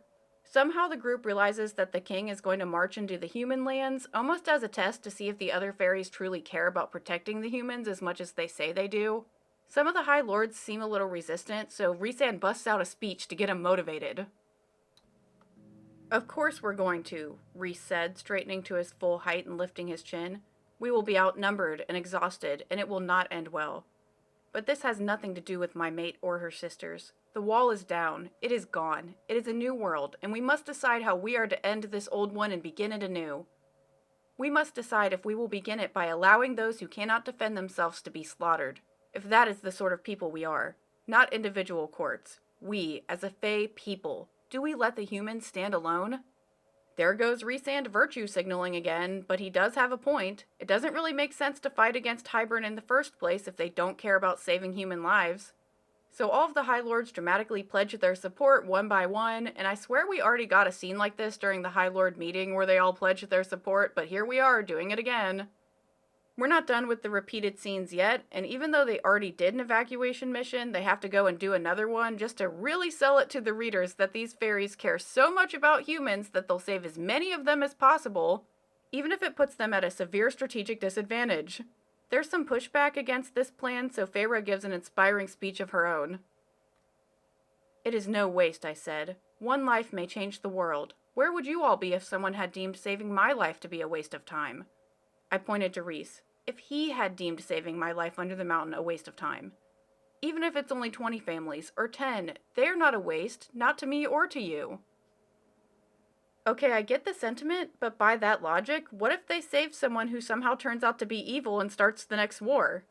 One life can change the world, but that doesn't necessarily mean a positive change. And also, there needs to be a world left to change, so they need to focus on winning the war. They need to think strategically and not get so lost in their own feelings. This is war, after all. You can't save everyone. Some people are gonna die, and it's horrible to say this, but it's stupid to expend resources saving a small group of people if that ultimately costs you the entire war. At that point, you aren't saving anyone. You're just delaying their deaths if you lose the war. Like, this is dumb. It's war. People die. That's what it is. I feel like you all understand that, though, so let's get back to the story so we can try and wrap this mess up. Amron dramatically busts in to say that she found a way to stop the cauldron. Apparently the Suriel's advice led her to a spell that can nullify the user of the cauldron rather than the cauldron itself. And as I said before, with how much Amron has been studying the book, you'd think she would have figured that out already. If this doesn't make any sense, that's because it doesn't make any sense, but we'll get into that later. This is foreshadowing something stupid. Just forget about it for now. So they all go to do the human evacuation thing and essentially kidnap the humans against their will because they don't even know a war is going to happen, I guess, and they're very confused about why the fairies are showing up and suddenly trying to get them to leave. Wasn't Jurian supposed to warn everybody about the war while he was in the mortal realms? What was he even doing down there? Shouldn't he have already evacuated these people or made some plan to do it? Anyway, everyone's safe now because of course they are, so everybody goes to bed. Feyre watches Rhysand sleep and knows that he will sacrifice himself to win the war because he said it 100 times already. She doesn't want that to happen, so she knows she needs more firepower. Despite being basically out of magic, Feyre manages to teleport to the Court of Nightmares anyway because that's where the plot needs her to be so she can get the magic mirror to get the bone carver on her side. Yeah, remember that plot point from ages ago that was seemingly abandoned? We're just gonna shove that in now. Feyre goes down into some creepy chamber where she finds the creepy magic mirror.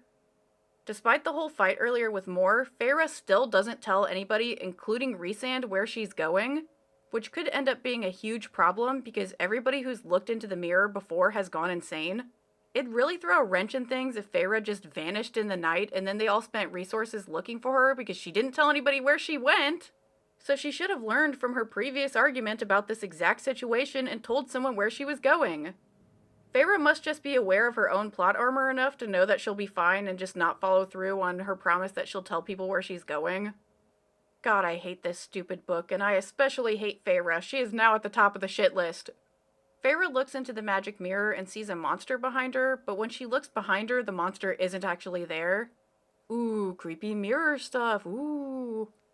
The scene then abruptly ends, and we cut straight to her giving the mirror to the bone carver.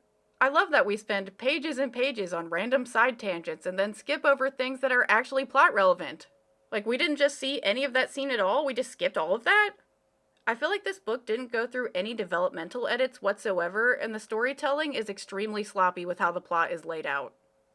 Anyway, the bone carver didn't even want the mirror, so maybe it wasn't plot relevant after all, and I'm just sitting here trying not to scream and throw a fit over how annoyed I am. Now, I'm really mad. I wanted to see if you were worth helping, the carver went on.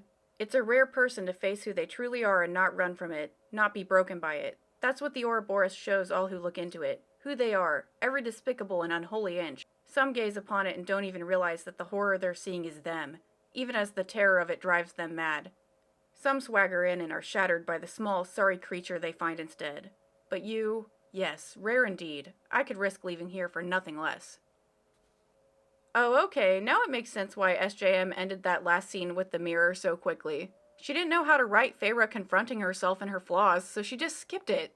Given how Feyre is blind to her own flaws, maybe SJM is also blind to them and that's why she didn't write any? Wow, things are making a whole lot more sense now. Anyway, we cut back to the war stuff and Hybern has attacked the areas that the others conveniently just evacuated, so they're probably pretty pissed about that and that there weren't any humans there for them to torture. The troops in Prythian get ready for the battle, and for some inconceivable reason, Azriel gives Elaine his super cool knife that even has a name, Truth Teller.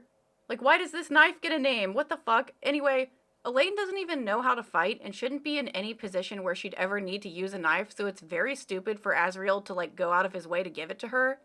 The way this all pays off is so incredibly stupid, but I'll complain about that when we get there. The gang all gathers for a sappy emotional speech as Rhysand goes through each member of the inner circle to give each one individual praise. This would mean a lot more if any of them actually trusted and respected each other, but they clearly don't, so I can't bring myself to care about any of this. They all cheesily stand in a circle and hold each other's hands, and Rhysand finishes with this. Rhys said, "We will walk onto that field and only accept death when it comes to haul us away to the other world. We will fight for life, for survival, for our futures. But if it is decided by that tapestry of fate or the cauldron or the mother that we do not walk off that field today," his chin lifted, "the great joy and honor of my life has been to know you, to call you my family. And I am grateful, more than I can possibly say, that I was given this time with you all." It's really weird when the characters drop a bunch of references like this in random speeches, but we never get any explanation for these terms. What's the other world? Why is death capitalized? Who's the mother? Actually, I don't really care. But Rhysand better shut up, because he's throwing out all kinds of death flags. If you're heading into a big battle, you never ever ever say anything nice about anybody, because they're surely going to die as a result. Anyway, they go to the big open field where they somehow know the final battle will be, and Hybern's army is already there, and it's absolutely overwhelmingly massive. This field they're in is also seaside, so Hybern also has a bunch of ships out there at their command. And I would think that Prythian would try to force Hybern to come more inland so they can't use their sea forces against them. But I guess Prythian is okay fighting at a disadvantage if it means not letting Hybern further into their lands, so now's the time to fight even though it's not ideal. Things are really not looking promising, and Rhysand does some last-minute strategizing with the Bat Boys before Cassian flies off to lead his army. Everyone else just kind of stands around and talks, because I guess Rhysand is saving up his magic for when things really get going, and Feyre has to wait for a distraction before her sisters and Amron can go do the cauldron business together. I never knew war was so boring. It really seems like they're just kind of standing around.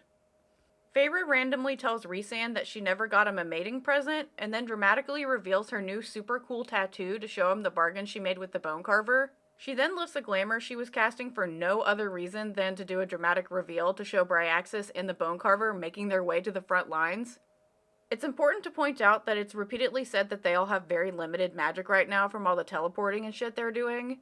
So they really need to conserve their magic, and Feyre really just spent a lot of it doing this illusion for this dramatic reveal when she didn't need to do any of this. It is so stupid to hide any of this information. How did Feyre even know where to send her monsters in, like, the formation of the battle if she didn't consult anybody? She should have talked to everybody to put a plan in action of how these monsters were going to be put into the battle, but she didn't for the sake of this scene being more cool, but it isn't cool, it's just stupid. Also, we finally see Briaxis in the daylight, and let me remind you, it is supposed to be so terrifying that Cassian, like, didn't speak for days after seeing it. But SJM didn't know how to write a description like that, so she just didn't. Briaxis is just a swirling mass of shadows that rolls around the battlefield like the Tasmanian devil in old cartoons. This shit is so goofy. I'm just so over this. I just can't do it. I can't take this shit no more, man. Rhysand asks Feyre what she saw in the magic mirror, and this is her response. Myself, I said at last. I saw myself. It was, perhaps, the one thing I would never show him, anyone. How I had cowered and raged and wept. How I had vomited and screamed and clawed at the mirror. Slammed my fists into it, and then curled up, trembling at every horrific and cruel and selfish thing I'd beheld within that monster, within me. But I had kept watching. I did not turn from it. And when my shaking stopped, I studied it. All of those wretched things. The pride and the hypocrisy and the shame. The rage and the cowardice and the hurt. Then I began to see other things, more important things, more vital. Except as I've already complained about, SJM didn't know how to write any of that, so Feyre just explains it after the fact in a very, simplified way. Love that for us. God forbid Feyre actually goes in depth on what her flaws are, and what specifically she has done. If you didn't think this could get any stupider, then you are dead wrong, because Rhysand then says he has a mating gift of his own, and then the Weaver joins the fray. That's why Helion was randomly at the cottage when Feyre fed Ianthe to the Weaver. He was there to arrange this whole deal, and I guess Feyre just happened to be there. How lucky! I'm so pissed that these two idiots both hid absolutely critical information from each other that I don't even know what to say anymore. Are they serious about winning this war or not? Because it sure seems like they're not. The three terrifying monsters descend on the army, and Rhysand finally decides to join the fray. Rhys was still smiling at me as he extended a hand toward Hybern's army, now trying to adjust to the rampant havoc. His fingers pointed. Obsidian power erupted from him. A massive chunk of Hybern's army just misted. Red mist and metal shavings lay where they had been. Oh, that's terrifying. Oh yeah, did you guys also forget that Rhysand can turn things into mist? I kind of forgot about it because he hasn't really done it before now, but boy is that terrifying. Or at least it would be terrifying if he ever properly utilized that power, but we rarely see it. Anyway, that was the signal for the Illyrian forces to swoop in, so now the final battle is in full swing. Feyre recounts it all to the reader while she just stands there and watches it all go down. I've said it before in the previous battle scenes, but it's really dumb that Feyre is just standing there and watching instead of participating. It just feels really boring. Things aren't going super well, and Feyre is itching to get to the cauldron, but Rhysand commands them to wait because there's no way that Feyre and Amron and the others can get to the cauldron with the current chaos that's going on. A horn sounded, to the north. Both armies seemed to pause to look, and Rhys only breathed to me, "Now! You have to go now!" Because the army that broke over that northern horizon, 3 armies, one bearing the burnt orange flag of Baron, the other the grass-green flag of the Spring Court, and one of mortal men in iron armor, bearing a cobalt flag with a striking badger, Grayson's crest. Oh boy! Another dramatic and random reveal! If you think this is the last one, then I've taught you nothing. At least now we know that Tamlin, Baron, and that random guy Grayson, who is Elaine's fairy-hating ex-fiancé, aren't fully evil and they're here to do the right thing. Eris himself shows up like a knight in shining armor and explains that Tamlin talked some sense into Baron and forced him to come and help. I don't know how Tamlin was able to convince Baron when nobody else could, or if he has any previous ties with the Autumn Court, but whatever. I would think that Baron wouldn't be wanting to work with Tamlin that much, considering his son Lucian defected to go to the Spring Court. I would think that Baron would hold a grudge against them, but I guess he doesn't. Oh, and Jurian is also there with the human forces and not on the side of Hybern if anybody cares. I don't care. With the chaos of sudden reinforcements arriving, it's time for Feyre and the crew to head to the cauldron to try to nullify it, or nullify the King of Hybern. I guess that is their new plan now. They head into the fray and follow the Weaver, who seems like it's moving purposefully in one direction, so they assume it's sniffing out the cauldron. Which is a very weird thing for them to assume that it can do that. And I don't know why Nesta can't just sense the cauldron and lead them to it, because that's kind of been her whole deal this whole time, is that she has a connection to the cauldron, but whatever. Feyre and Rhysand are about to say a mental goodbye to each other before Nesta falls to the ground dramatically, puking and screaming. So they know something is going on with the cauldron and shit is about to go down. Nesta starts screaming Cassian's name, so he flies to her just in time to avoid a massive beam of power from the cauldron that wipes out a huge portion of the Illyrian forces. I don't know how or why the cauldron can shoot lasers like this, but it does, and that is a huge problem now. The ashes of 1,000 soldiers rain down on them, and everyone is kind of stunned until Nesta starts groaning again. The cauldron releases another laser, and the King of Hybern sacrifices some of his own troops to blast down the bone carver. Damn, and Feyre put so much work into getting him on their side too, and he pretty much died immediately. What was any of this build up for? Like, what the fuck? It sucks to suck. R.I.P. Bone Carver. The cauldron doesn't immediately fire up again, so everybody starts bickering about what to do because I guess they weren't anticipating the cauldron death rays to nuke everybody. Rhysand orders Cassian to rejoin the formation to lead his troops, and Azriel says that he wants to join the fight even though his wings are still all fucked up. I mean, I don't really know why he has to join Cassian's flying troops. He could join the ground soldiers if he can't fly, but I don't know. Azriel is clearly going to go do whatever he wants anyway, even though Rhysand doesn't want him to, because as I've complained before, nobody actually respects Rhysand enough to follow his orders. Feyre says that things are really bleak now and there's basically no chance of them winning this battle. And to make things worse, a bunch more boats just showed up. Rhys turned to me. If you can get across that battlefield in time, then do it. Try to stop the army, the king. But if you can't, when it all goes to hell, when there are none of us left, don't, I begged him. Don't say it. I want you to run. I don't care what it costs. You run. Get far away and live to fight another day. You don't look back. I began to shake my head. You said no goodbyes. Oh my god, Rhysand, cool it with the death flags already. I might actually care about this moment if the series ever showed it's willing to kill off main characters, but it's not, so there's no tension because I already know that nobody important is going to die. Rhysand allows Azriel to fight despite his injuries, so Azriel flies off to join the fray. Rhysand gives Cassian his orders and he also flies off. Feyre really thinks it'll be the last time she sees either of them, even though obviously it's not.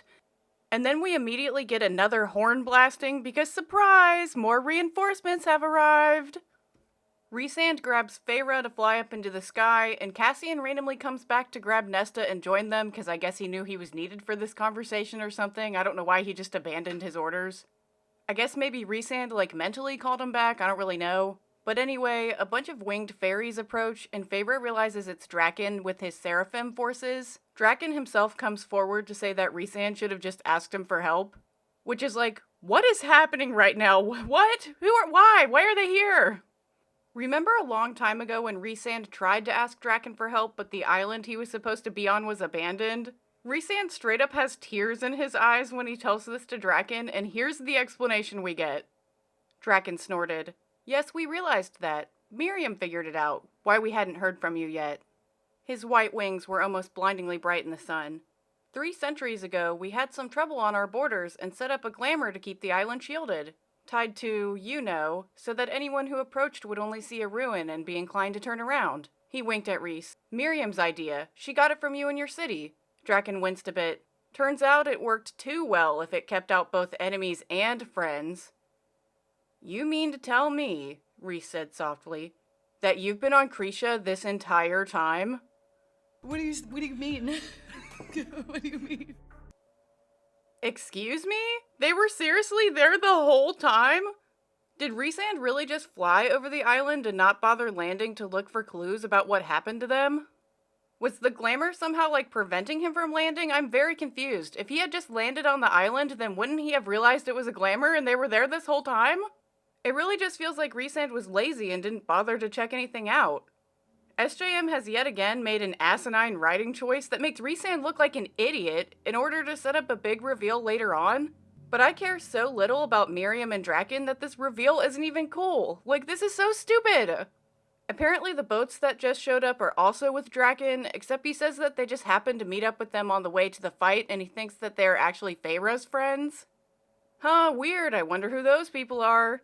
Draken says that he can't explain right now, but it's another human army led by Vassa, who is the 6th queen that Lucian set off to find 1,000,000 years ago. Except it wasn't even Lucian that found her though, which is so freaking lame considering Lucian made this grand stand of trying to help and it doesn't even seem like he helped that much.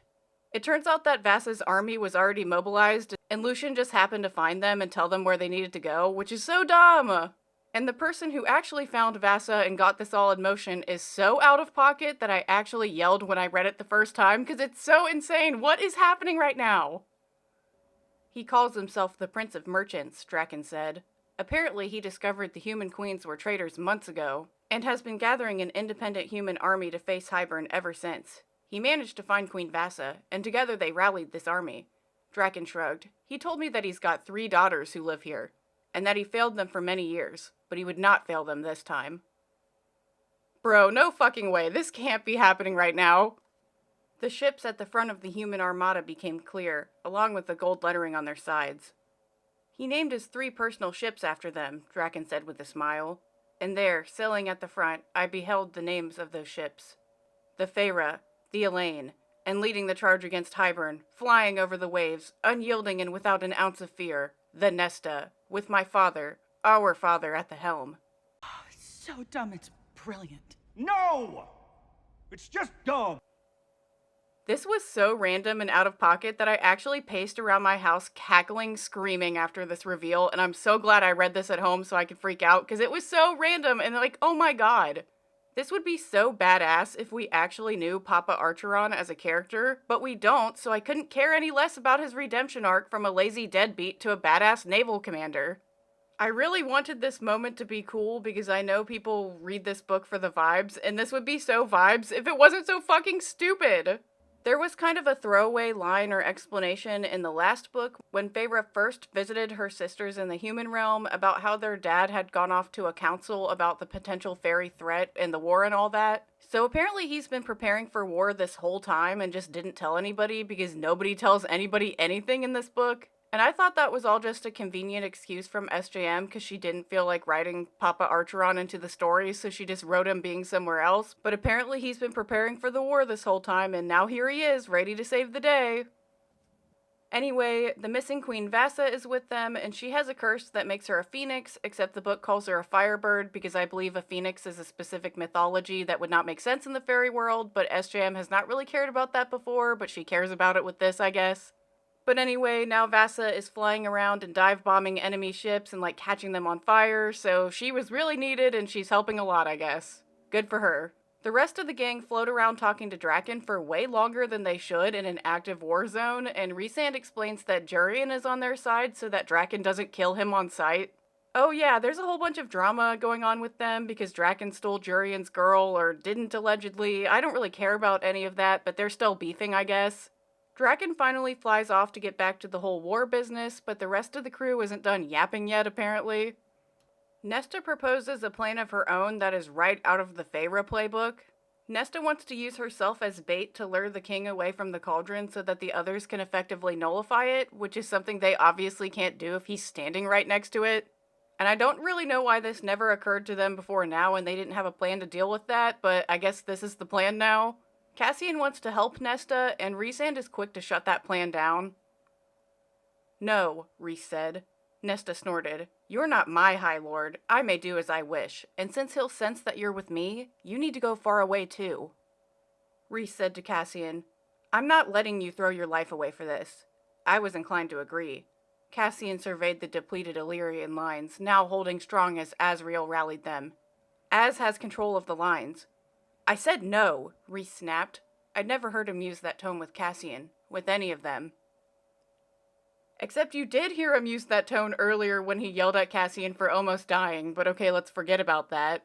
And actually, Nesta, Rhysand is your High Lord because you agreed to be the Night Court's emissary to the human realm, meaning that you are in fact part of the Night Court and Rhysand is in fact your High Lord.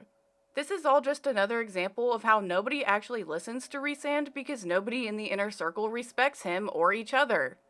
And again, I don't really see what their alternate plan is because they're gonna have to take out the king in some way before they can access the cauldron. Like, obviously he's gonna be standing right by it, so what was their plan before Nesta proposed this one? Just walk up to the cauldron and hope he's not there? Like, this is so dumb, I'm losing my mind. Cassian talks Rhysand into agreeing to the plan, and all Nesta says to her sisters is to tell their father thanks. In this last moment, if I thought I was gonna fly off and die, my thoughts would not be about my father, they would be about my sisters who were there the whole time, but whatever, I guess Nesta is concerned about her father, good for her, whatever. Cassian and Nesta fly off, and everyone thinks it's the last time they'll ever see them again, and that they're heading to their deaths. But I don't feel any tension in this moment whatsoever because of, as I said before, it is very clear that SJM isn't willing to kill off her main characters, so I have no doubt that Cassian and Nesta will be just fine.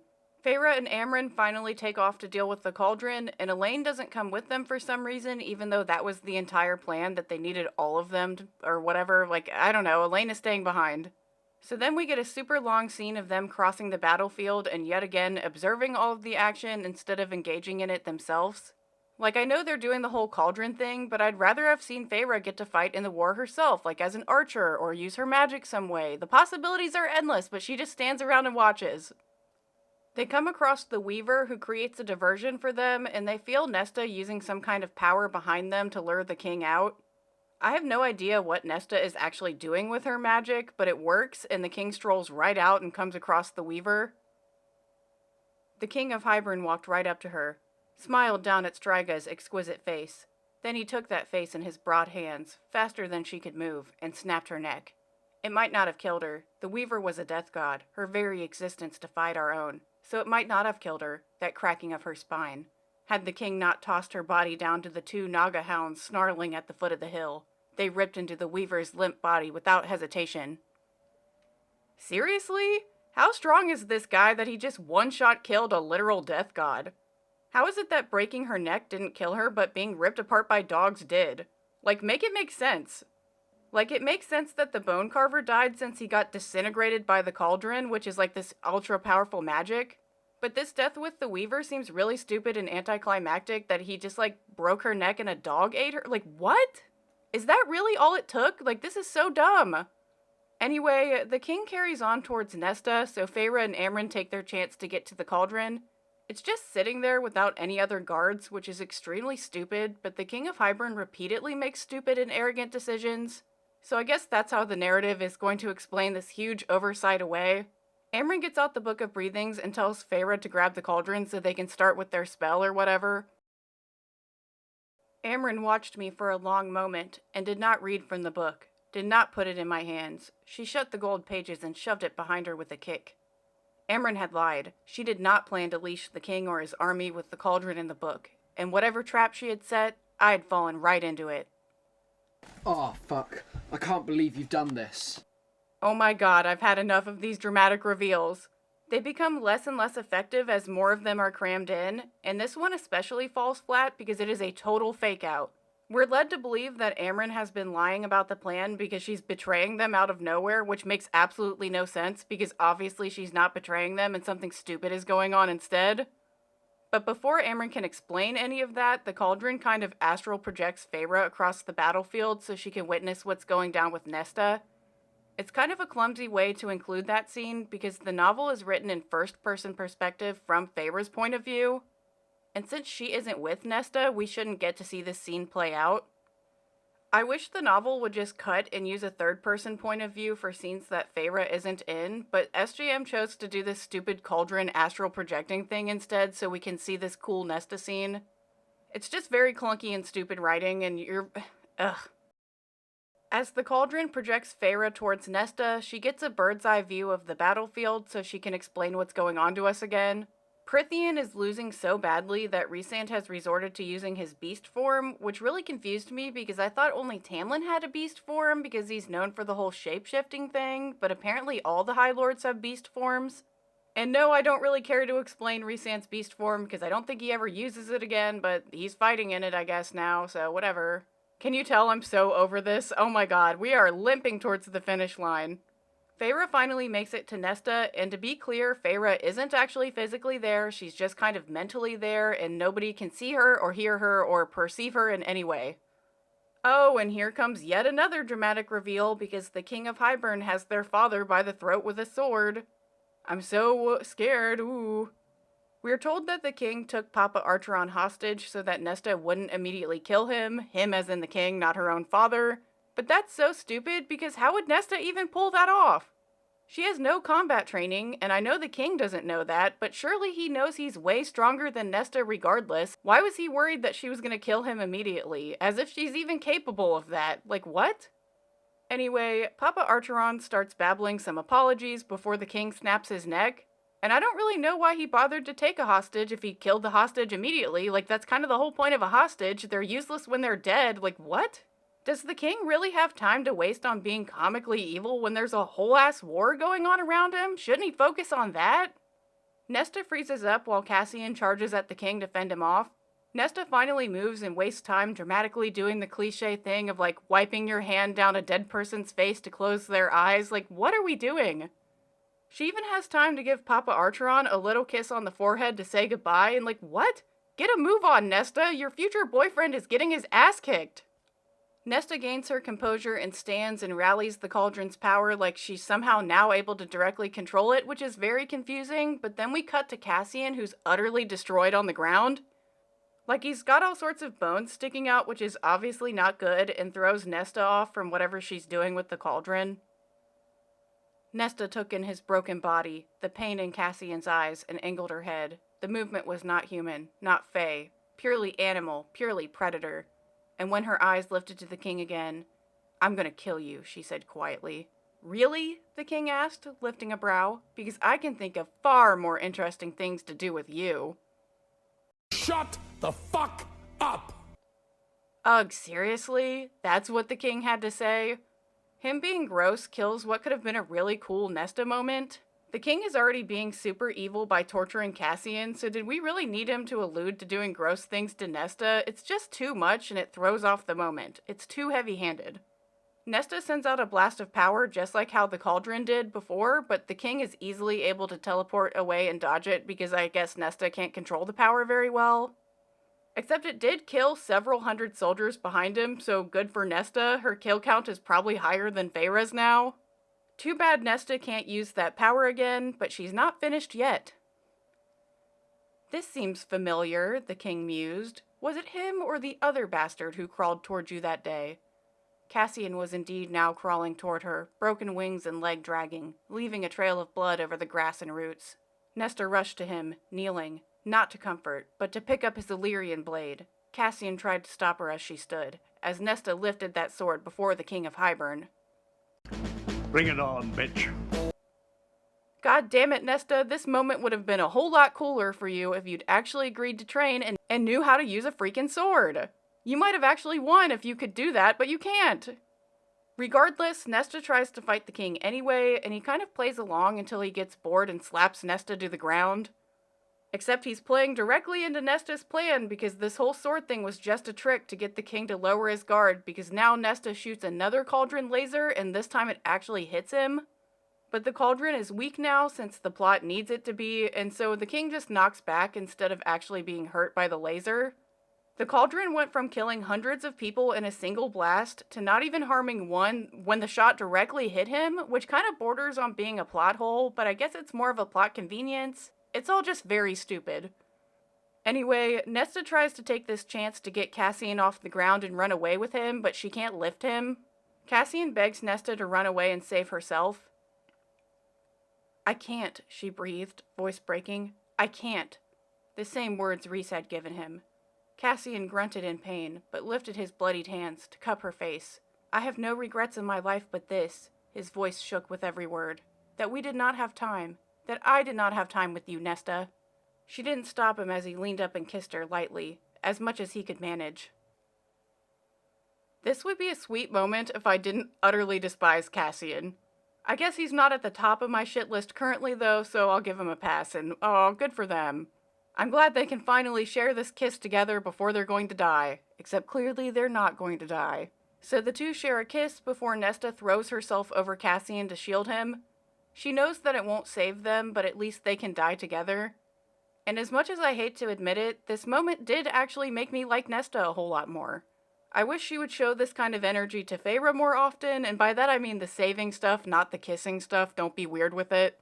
But Nesta can be cool when she wants to be, so hopefully her book is cool. I have not read it yet, so we'll see if I still think Nesta has a chance to be redeemed when I get to that. Feyre begs the cauldron to save Cassian and Nesta, and I guess it listened because it sends its favorite person in to take care of business. "Anything," I begged the cauldron, "anything." The king's hand began to drop, and then halted. A choking noise came out of him. For a moment, I thought the cauldron had answered my pleas. But as a black blade broke through the king's throat, spraying blood, I realized someone else had. Elaine stepped out of the shadow behind him and rammed Truth Teller to the hilt through the back of the king's neck as she snarled in his ear, "Don't you touch my sister." Well, now we know why Azriel gave Elaine his knife, even though there was no way anyone could have foreseen anything like this happening. Nobody had any reason to expect Elaine to fight, and they even dumped her on the edge of the battlefield so she wouldn't encounter anybody. I know Elaine is psychic and everything, so she would know Nesta would need help, but how did she get through the battlefield to find Nesta? Like, how did she fight everybody else off? I'm very confused. And this dramatic reveal almost completely ruins this great Nesta moment because it's asinine that Elaine would be the one to take out the king. Like, what? We just watched the king one-shot kill a literal death god only for him to get killed by a woman that everyone treats like a toddler. This is so dumb. Seriously? Nesta jumps up to grab the knife and finish off the king herself, just as she promised when she dramatically pointed at him in the last book as she was lowered into the cauldron. She straight up beheads him, which horrifies Elaine and Cassian, but if I were there, I'd be cheering her on. Fuck that guy. He doesn't deserve a head. He doesn't deserve anything. The cauldron is pissed now that its homie got killed, so it yeets Feyre back to her body. Yet again, she flies over the battlefield to give us a play-by-play of how the battle is going. All of the High Lords are in their beast forms now, and it looks like Draken and Miriam are fighting Jurian, even though they were told that he was on their side. Feyre isn't really sure, though, if they're actually fighting or if they just decided to talk and hash things out in the middle of a war zone, which is so dumb. This whole thing is so dumb. Hybern was overwhelming us. Without the king, without the cauldron, they'd still do it. The fervor the king had roused in them, their belief that they had been wronged and forgotten. They'd keep fighting. No solution would ever appease them beyond the complete reclaiming of what they still believed they were entitled to, deserved. There were too many, so many, and we were all drained. Wait, what?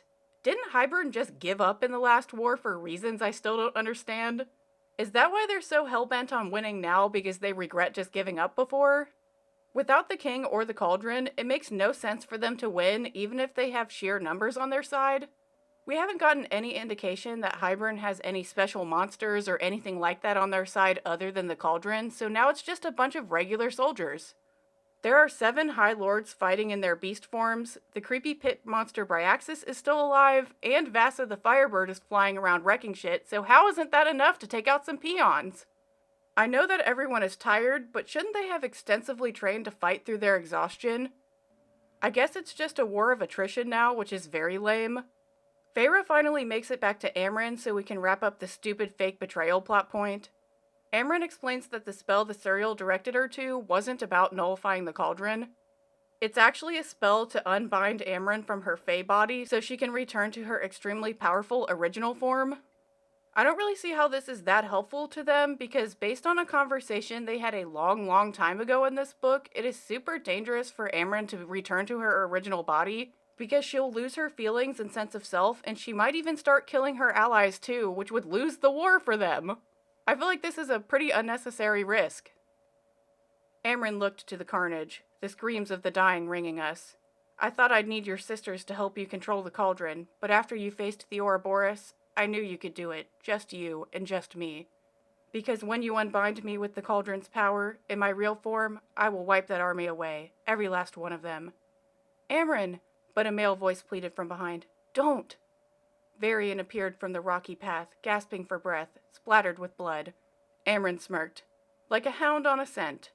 Don't, was all Varian said. Oh my god, Varian, go the hell away! Every time the plot seems to start moving, there's always something to interrupt it, and it makes the reading experience exhausting. Amron gives a little speech about how it's been a gift to spend time with everyone, even though this whole time it seems like she hates them with how rude she is, but whatever. Now that it's time to sacrifice herself, the rose-colored glasses have come out, and she's like all of a sudden remembering everything so fondly. Amron tells Faerun and Varian not to make any sudden movements or she might kill them, which is exactly the point I made earlier, and then she yeets herself into the cauldron. Feyre does the unbinding spell, and the cauldron basically explodes as Amron emerges. She's pretty much a big ball of fire with wings, so she does what Vassa was already doing and starts flying around to burn people to death. If Amron was going to be a flying fire creature, then as the author, I would have written Vassa to be something else. just so we could have a little diversity, and it seems like, why do they need Amron if Vasa is doing the same thing? But whatever, I don't care about either of those characters, so they can stay the way they are. And I'm not the author, good lord. Imagine if I wrote this shit. I am award-winning fantasy author Laura B. Glass. You may know my works, Throne of Ass. Bit by bit, she destroyed that endless Hybern army. Bit by bit, she wiped away their taint, their threat, the suffering they had brought. I'm sorry, she wiped away their what now? I just had to include that goofy-ass line because it had me straight up cackling about the taint. Like, come on. Amron flies off towards the sea as her flames fizzle out and she presumably dies. I don't know how much her sacrifice even helped considering they're still in pretty deep shit, and actually she might have made things even worse as you're about to see. Hey guys, Editing Senti here. I think I was kind of confused about this moment because I didn't understand that Amron killed literally all of the soldiers, but I guess she did. I just thought she killed some of them. But I did actually go back and reread this part, and it appears that Amron just killed everybody, so that's how the war ended. And I will act confused for the rest of this video, but Amron killed everyone, I guess. War's over now! Rhysand abandons the battle to go talk to Feyre about Amron for some reason when he should have just caught up with her later, and like, why is he not fighting right now? Aren't they still in the thick of it? But you're about to find out why the plot had him conveniently show up when he shouldn't have. We have a problem, Varian murmured, pointing behind us. We followed the line of his finger, to where that fissure in the world within the shards of the cauldron. It was growing. The cauldron could never be destroyed. We had been warned, because our very world was bound to it. If the cauldron were destroyed, we would be too. What have I done? I breathed. I had saved our friends, only to damn us all. Well, shit. Feyre, you didn't do that. That was all Amron's fault. And I know Amron probably didn't think that the cauldron was going to break, but she just fucked them over way more than she helped them, which is so stupid. Oh my god, this book is so stupid. Feyre doesn't know what to do, so she frantically throws the Book of Breathings into the growing void of the cauldron. And I hope they didn't still need it, because it vanishes without doing anything helpful, which is kind of funny, which is weird in this tense moment to include humor. Rhysand even makes fun of Feyre for throwing the book, because of course he does. He says that Feyre can reforge the cauldron, but Feyre says that she's too weak, so Rhysand is like, oh, I'll share my strength with you. We've only ever seen this kind of magic transfer thing used before when the High Lords resurrect people, and I don't know why we never see it outside of that context, but whatever. The plot needs people to be able to transfer power to each other, so I guess that's something they can just do now. Feyre goes into some kind of weird void and gets to work reforging the cauldron with the power of friendship or Rhysand or whatever. I don't know how she knows what to do, but she just does. Rhysand funnels more and more of his power into Feyre, and if he had this much left, then he should have just stayed out on the battlefield to keep fighting. But then, if he had done that, we wouldn't get our next dramatic reveal. I loosed a shuddering breath. We had done it. We had done... I turned. It took me a moment to grasp it. What I saw. Rhys was sprawled on the rocky ground, wings draped behind him. He looked like he was sleeping, but as I breathed in, it wasn't there. That thing that rose and fell with each breath, that echoed each heartbeat, the mating bond, it wasn't there, it was gone. Because his own chest, it was not moving, and Rhys was dead. Yes! Hell yeah! Hey, come on, baby! Come on!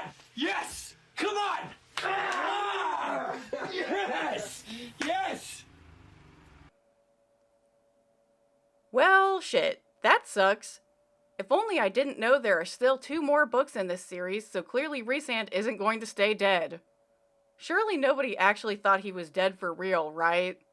SJM will torture her characters left and right, but can't bring herself to pull the final trigger, which is incredibly lame and annoying, especially in a book where there is a fucking war! She goes out of her way to write how badly everyone suffers all the time, but can't bring herself to follow through and kill anyone off, or at least anyone remotely important, like Papa Archeron is gone, but who gives a shit about him? Feyre starts screaming and losing her shit, and the rest of the inner circle conveniently show up even though the war should still be raging. Like, why is everybody just gonna stop now? Okay. Feyre monologues to herself about how Rhysand knew he was gonna die but sacrificed himself anyway, as if that should come as any surprise given how many times he death flagged himself through this book by explicitly saying he'd sacrifice himself if it came to it. I'm so tired of this shit. Is the book over yet? Good lord. Now all of the other High Lords are there too, so I guess the war is just over now, even though they were about to lose and it didn't seem like Amron's sacrifice was enough to clutch victory. She was able to take out all of the remaining boats, but I thought there were still a ton of foot soldiers to deal with, so I'm very confused why nobody is fighting anymore, and I guess the war's just done? Feyre starts screaming at the other High Lords to do their resurrection thing and save Rhysand, but they're hesitant because they don't know if it'll work, and now they know that means that they're giving up some of their power. Feyre was still a human when they saved her, but Rhysand is a High Lord, so they're not really sure if it's going to work. Wait a minute. This brings up something else. When the High Lord dies, their status is instantly transferred to their heir, so who is the High Lord of the Night Court now? Who did that power snap to since Rhysand doesn't have any kids? Did it go to Feyre since she's the High Lady? Is that even possible? Who would it have gone to if there was no High Lady? I'm very confused. That's never really addressed though, and the High Lords dramatically agree one by one to help Rhysand, and I guess Feyre is both the High Lord and the Lady now because she gives up some of her power to save Rhysand. There's only one holdout, which is Tamlin, of course. Feyre begs and pleads for his help and says that she'll give him anything he wants, but Tamlin kind of just stands there like he might actually decide not to help, but of course y'all already know he will. Tamlin stood there, staring down at me, those green eyes swimming with some emotion I couldn't place. "Be happy, Feyre," he said quietly, and dropped that final kernel of light onto Rhysand. I think for many readers, this was the completion of Tamlin's redemption arc, but I still hate the guy and think he has a lot more to atone for. At least this seems like his official acceptance of Feyre and Rhysand's relationship, so hopefully he'll stop brooding over it and making it such a problem. Now that Rhysand has received everybody's power, he starts glowing and then pops up, like, alive again, like nothing even happened. My disappointment is immeasurable, and my day is ruined. Then Rhys groaned. If we're all here, either things went very, very wrong or very right. Cassian's broken laugh cracked out of him. I couldn't lift my head, couldn't do anything but hold him, savoring every heartbeat and breath and the rumble of his voice as Rhys rasped, "You lot will be pleased to know, my power remains my own. No thieving here." Wow, what an unsatisfying moment. Rhysand wasn't even dead for 10 minutes before he came back good as new. Oh, and he doesn't get all the powers like Feyre did, so truly nothing has changed at all. What a waste of time. Too bad for Amron, though. R.I.P. to her, I guess. "It's real," he said, kissing my brow. "And there's another surprise." He pointed with a healed hand toward the cauldron. "Someone fish out dear Amron before she catches a cold." Are you fucking kidding me? Oh, come on, seriously? Amron is back too? Her only purpose in the story was to deal with the Book of Breathings, and Feyre tossed that sucker into the cauldron void. I understand bringing Rhysand back because he's the love interest and this is a romance novel, but bringing Amron back is asinine. Newsflash, noble sacrifices don't really mean anything if you don't actually, sacrifice yourself. It's a war, people die. I expected to lose at least one character, but nope, everyone's fine. So Amron comes out of the cauldron, and she's just a regular fae now, so she doesn't have creepy glowing eyes anymore, she's just a regular fairy. And I guess the war is just over now too, because the next chapter is them dealing with the aftermath. Feyre and her sisters bury their dad's body because he's the only schmuck that stayed dead. This is supposed to be a touching moment, but I just don't care about this absolute deadbeat of a father. His redemption arc was shoehorned in and completely unbelievable, so I don't care about Papa Archeron even a little bit. Right as the sisters finish putting their father to rest, they get a surprise visitor. Steps crunched on the grass behind us. Nesta whirled, but Lucian. It was Lucian. Lucian, haggard and bloody, panting for breath, as if he'd run from the shore. His gaze settled on Elaine, and he sagged a little, but Elaine only wrapped her arms around herself and remained at my side. "Oh my god, hey Lucian, what's up, buddy? I thought SJM forgot about you, even though you're allegedly her favorite character." I thought this moment would turn the tides for him and Elaine would at least give him a chance, but she still doesn't want anything to do with him. I stand by my opinion that SJM actually hates Lucian because this dude just can't catch a break. So now we get a bunch of info dumping about what happened with Vassa and Papa Archeron. I won't be covering any of it because the war is already over, and frankly I don't care about Vassa at all and highly doubt that she will be important in later books, so we're just gonna move right on. The gang go back to camp, and Feyre finally meets Miriam, which is just more shit I don't care about. We get clarification that Miriam and Draken weren't fighting Jurian earlier, but they still don't get along, and I still don't give a shit. They all keep talking and agree that Miriam and Draken will take the newly reformed cauldron back to their private island to hide it from everyone else so that it won't fall into evil hands again. Oh, and by the way, they agree on this without consulting any of the other High Lords, and they just hope that in the chaos of the war, nobody will even question where the cauldron went. And that sounds stupid and sketchy for no reason, and like, that's gonna make the Night Court look evil for doing that, but I don't think this ever comes back again either, so whatever. The next day, everyone meets up in the wreckage of the former Archeron estate so they can have one last meeting. We're reminded that whatever deal the Night Court made with Eris to help him become the High Lord of the Autumn Court hasn't played out yet, so maybe that'll happen in one of the other books, I'm not sure. Tamlin walks in, and it's the first time he's seen Lucian since Lucian fled with Feyre, so things are pretty awkward because Lucian is kind of a traitor, but not really because Tamlin doesn't deserve any followers, but it's all weird now. Oh, and Helion is also there, of course, and I guess Lucian just doesn't pay enough attention to him to realize how much they look alike, and nobody else does either. To the best of my knowledge, nobody ever tells Lucian about Helion being his real father in the other books either in this series. I could be wrong because I haven't read the books yet, but I think that's a huge douchebag move from everyone who knows about it, especially Feyre, to not tell Lucian what's going on. I understand they probably don't think it's their place, but I would not hide that information from my friend, personally. Then Vassa shows up, and they agree to try to break her Phoenix curse or whatever, and I don't know if that ever goes anywhere. It certainly doesn't in this book. Now that everyone's there, Feyre dramatically says that she's called them all there to renegotiate the treaty, which makes absolutely no sense, because surely Hybern is a part of that treaty, and they don't have any representatives in this meeting, so this isn't a true negotiation. Like, are we just assuming that all of Hybern has just been wiped off the map and they don't exist anymore? This is very confusing. Whatever. The chapter just ends there, so we don't even see what's discussed. The next chapter then starts up with Feyre recapping what was discussed, because what the fuck? SJM doesn't know how to write the negotiation scene, so she didn't. She just recaps it in the next scene. But it doesn't even matter, because they ultimately didn't even agree on anything and decided to talk again later, so what is happening? So much for any of that. The gang finally go back to Valaris, and they're super happy to be home. Except for Nesta, who hasn't been doing very well and has retreated back into her shell and put up all her walls again, and she won't talk to anybody.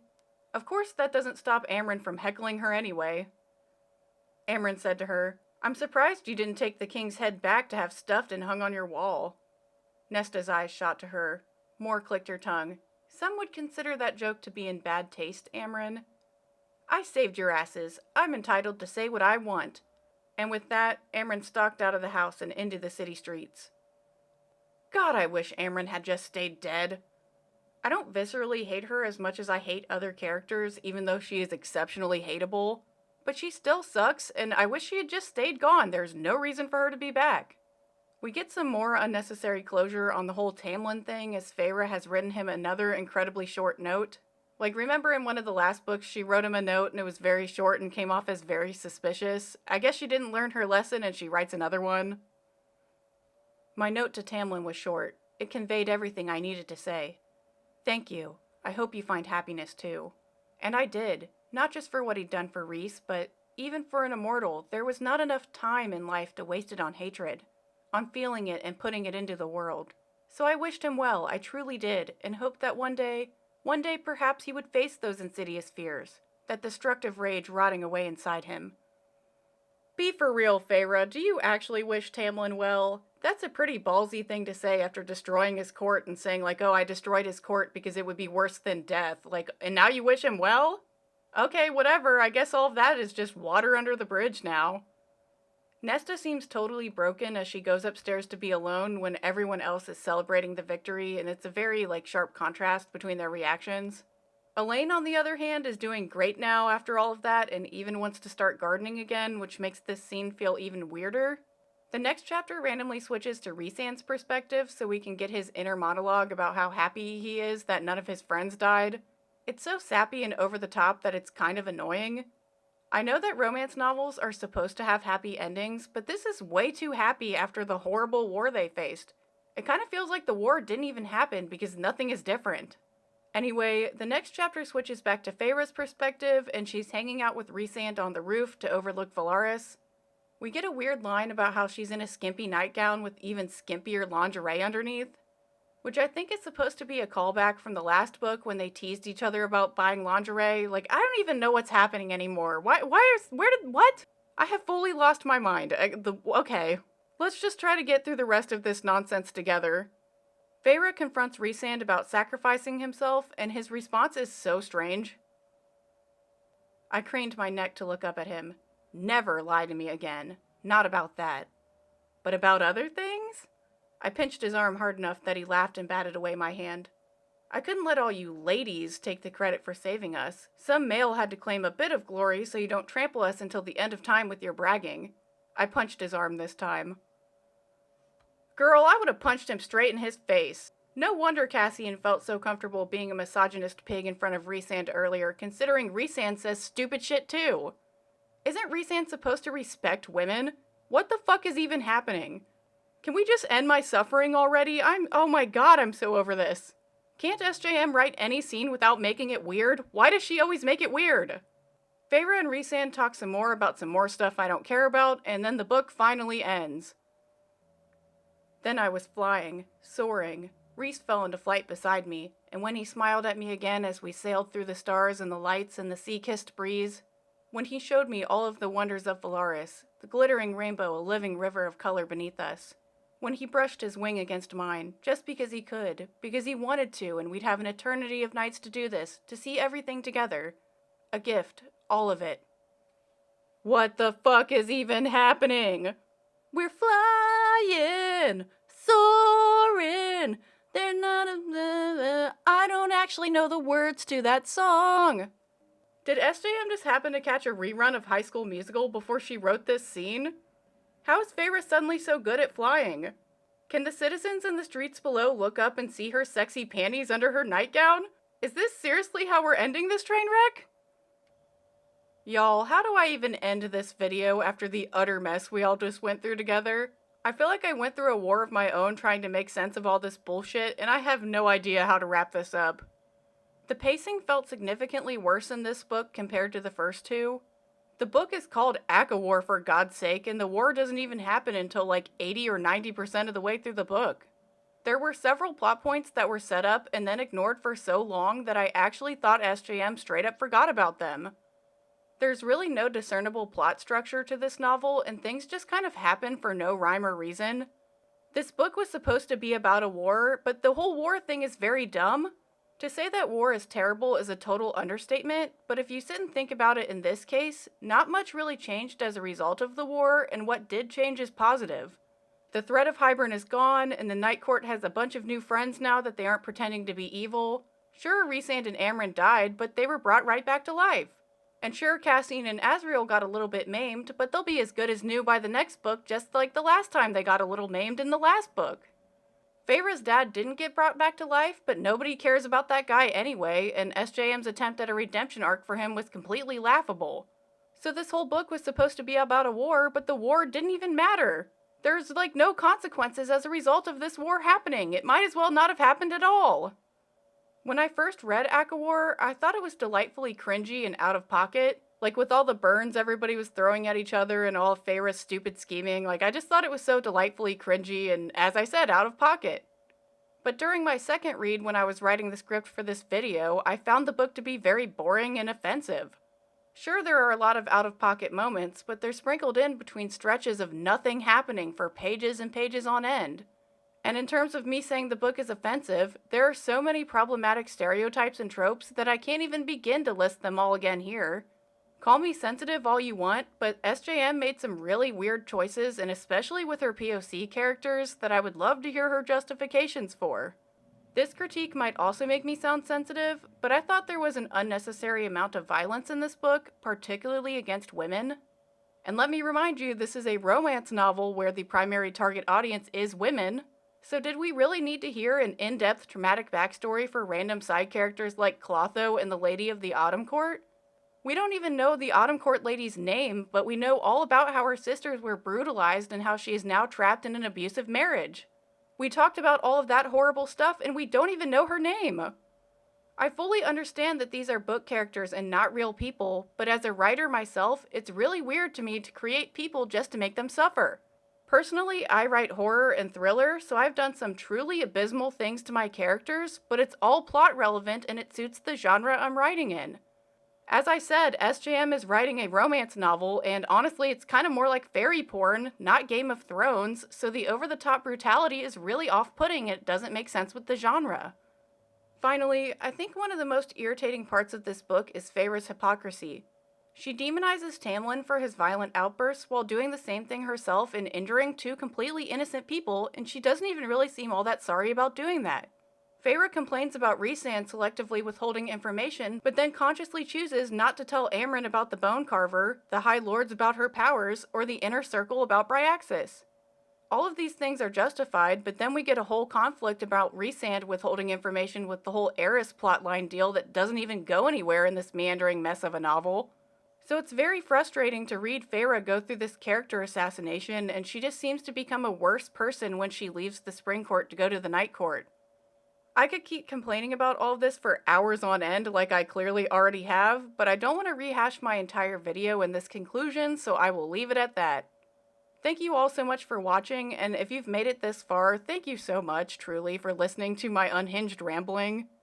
I appreciate every single one of you viewers, and we are all in this together when it comes to this fairy nonsense. I'm glad that we can all suffer through this shit together. But that's all the time I have for this video, and I will see you in the next one. Bye, guys!